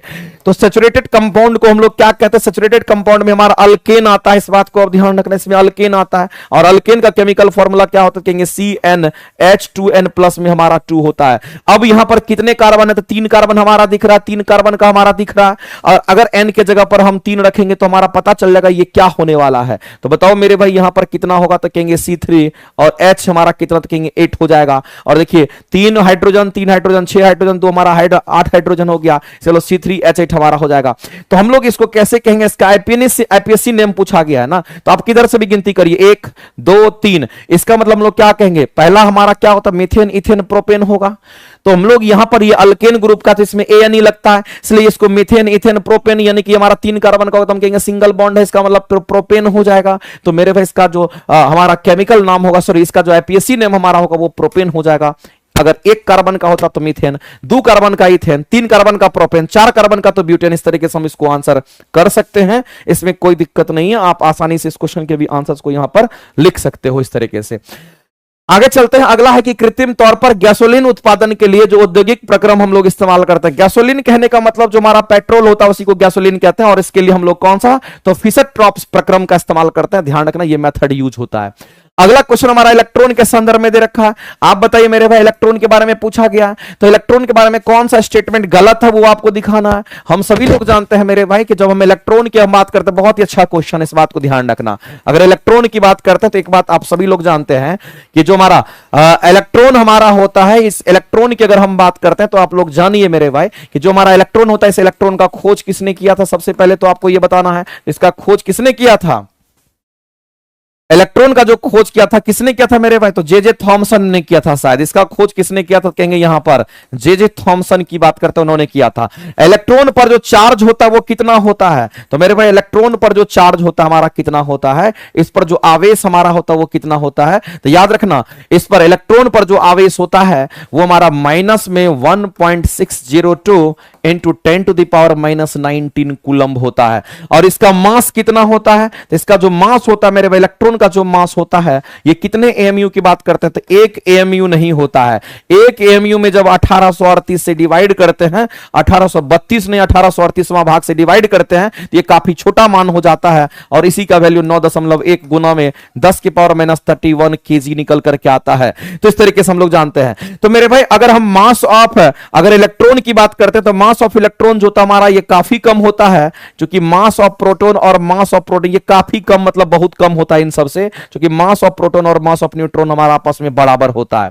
और आप इस बात को भी जान लीजिए कि मास ऑफ प्रोटॉन जो हमारा होता है वो कितना होता है, मास ऑफ न्यूट्रॉन जो हमारा होता है वो कितना होता है, ये 1 एएमयू होता है, 1 एएमयू होता है। जबकि मास ऑफ इलेक्ट्रॉन की बात करते हैं तो आपको ध्यान रखना 1 atomic mass unit divided by 1838वां भाग होता है। इसका मतलब ये काफी छोटा होता है। इन दोनों दोनों के कंपैरिजन में काफी नेग्लिजिबल होता है हमारा किसका मास, तो कहेंगे इलेक्ट्रॉन का मास हमारा होता है। तो इलेक्ट्रॉन के संदर्भ में कौन सा गलत है, तो ये ऋण आवेशित होता है मेरे भाई, यहां पर माइनस चार्ज लगा, देखो माइनस लगा हुआ है, ऋण आवेशित होता है। इलेक्ट्रॉन का द्रव्यमान न्यूट्रॉन के द्रव्यमान के बराबर होता है। हमने क्या बोला मेरे भाई, इलेक्ट्रॉन का जो द्रव्यमान होगा प्रोटॉन और न्यूट्रॉन के द्रव्यमान से काफी कम होगा, काफी कम मतलब बहुत कम होगा, इस बात को ध्यान रखना, बराबर नहीं हो सकता है। बराबर कौन होता, तो ये दोनों आपस में बराबर होता है। और यह सभी परमाणुओं का मूल अवयव होता है। तो मेरे भाई ये क्या सभी परमाणुओं का मूल अवयव होगा, तो आपको ध्यान रखना, गलत को चूज करना था तो गलत तो मिल गया, इसके बाद आगे जाना कहां, तो आंसर करेंगे ये। और हम कहते हैं कि जितने भी परमाणु हमारे होते हैं उस परमाणु में इलेक्ट्रॉन हमारा होता है, इस बात को आप ध्यान रखेंगे इस तरीके से। तो यह सभी परमाणुओं का मूल अवयव माना जाता है, तो यह सही स्टेटमेंट हमारा है। इस स्टेटमेंट को हम लोग सही कहेंगे। तो गलत जो था वही आंसर करना था, तो ऑप्शन हमारा मिल गया। और आंसर क्या करेंगे, तो ऑप्शन नंबर बी यहां पे करेक्ट करेंगे। चलते हैं आगे। वह बिंदु जहां पर फ्यूनिकल से बीजांड जुड़ता है उसको क्या कहते हैं मेरे भाई, तो ये आप जानते होंगे कि जब हम प्लांट की बात करते हैं तो ये प्लांट से रिलेटेड हमारा क्वेश्चन है, इस बात को ध्यान रखना, ये प्लांट से रिलेटेड क्वेश्चन है। तो प्लांट में हमारा क्या होता है, कहेंगे ओव्यूल होता है। और ओव्यूल किसको कहते हैं, तो ओव्यूल यानी कि हिंदी में इसको बीजांड कहते हैं। ओव्यूल से किसका निर्माण होता है, इससे बीज का निर्माण होता है। ओव्यूल से बीज का निर्माण होता है, ये बात आपको ध्यान रखना है, ओव्यूल से बीज का निर्माण होता है।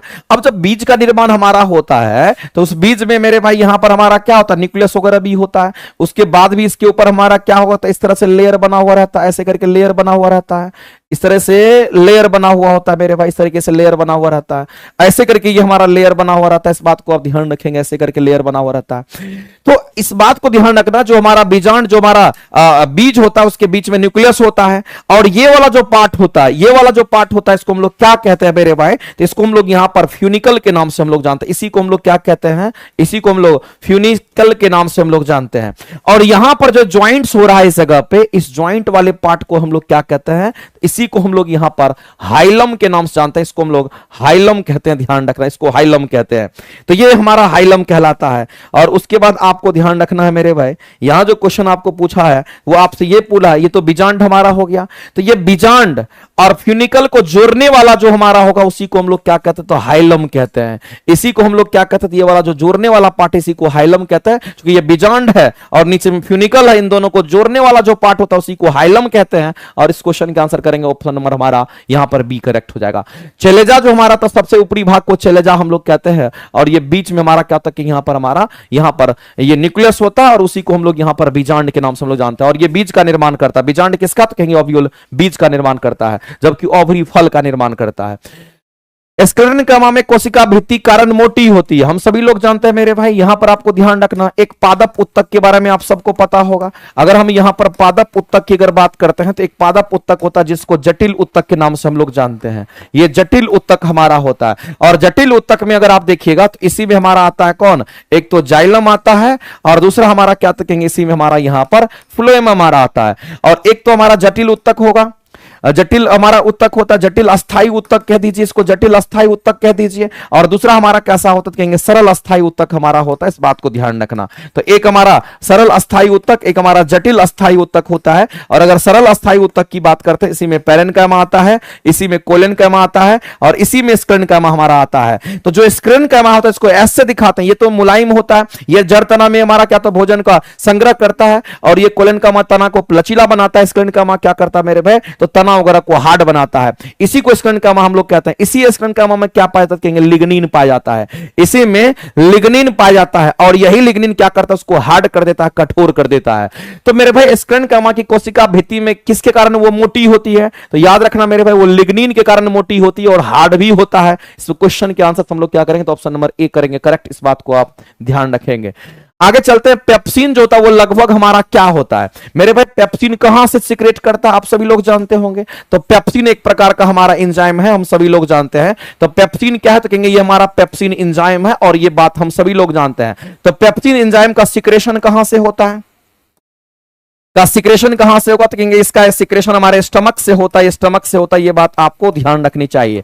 अगर ये सेक्रेशन स्टमक से होता है तो इस पेप्सिन एंजाइम का जो पीएच मान हमारा होता है लगभग हमारा कितना, तो 1.5 से लेकर के 2 तक हमारा होता है। ऐसा हम इसलिए कह रहे हैं क्योंकि ये स्टमक से सिक्रेट करता है, और आप जानते हैं कि हमारे स्टमक का जो पीएच मान होता है वो काफी कम होता है। स्टमक का पीएच मान काफी कम होता है, इसका मतलब इसका भी पीएच मान हमारा कम होगा, और इसका पीएच मान कितना होगा, कहेंगे 1.5 से हमारा 2 के आसपास हमारा होगा। तो मेरे भाई 1.5 से 2 के आसपास होगा। इसका काम होता है ये प्रोटीन को क्या करता है, तोड़ने का काम करता है। पेप्सिन एंजाइम क्या करता है कि ये प्रोटीन को तोड़ता है, इस बात को ध्यान रखना। ये प्रोटीन को तोड़ता है और प्रोटीन को तोड़ करके ये पाचित करता, प्रोटीन को ये तोड़ता है, इस बात को ध्यान रखना। तो ये प्रोटीन को तोड़ता है। तो मेरे भाई ये 3 पीएच पर प्रोटीन को पेप्टियोज और पेप्टोन्स में ये तोड़ता है। ये स्टेटमेंट हमारा क्या, तो कहेंगे स्टेटमेंट हमारा राइट है। 7 पीएच पर प्रोटीन्स के प्रोटियोज पर पेप्टोन्स में तोड़ता। 7 पीएच पर ये गलत दे रखा है, 3 पीएच पर हमारा होता है, ध्यान रखेंगे। 7 पीएच पर प्रोटीन्स को एमिनो एसिड में तोड़ता, ये स्टेटमेंट सही है। तो मेरे भाई ये स्टेटमेंट हमारा यहां गलत था, एगो गलत था, ये स्टेटमेंट दोनों के दोनों सही है। तो ऐसी परिस्थिति में इस क्वेश्चन का आंसर क्या करेंगे, तो उपयुक्त में से हमारा क्या होगा, तो 1 से अधिक हो जाएगा। आप डी आंसर्स को टिक आउट करिएगा। चलिए आगे चलते हैं और अगला क्वेश्चन देखते हैं। अगला है कि डैश अंगों में वृद्धि के और विकास के पश्चात गर्भ बन जाता है, फोटस बन जाता है। मेरे भाई हम लोग जानते हैं कि सबसे पहले तो मेल गैमेट होता है। चलो थोड़ा सा बता देते हैं, इसमें कोई दिक्कत नहीं है। सबसे पहले क्या होगा, तो हम लोग यहां पर कहेंगे मेल गैमेट की हम बात करेंगे, जिसको स्पर्म कहते हैं। तो यहां पर हमारा क्या होगा, कि यहां पर मेल गैमेट की हम बात करते हैं।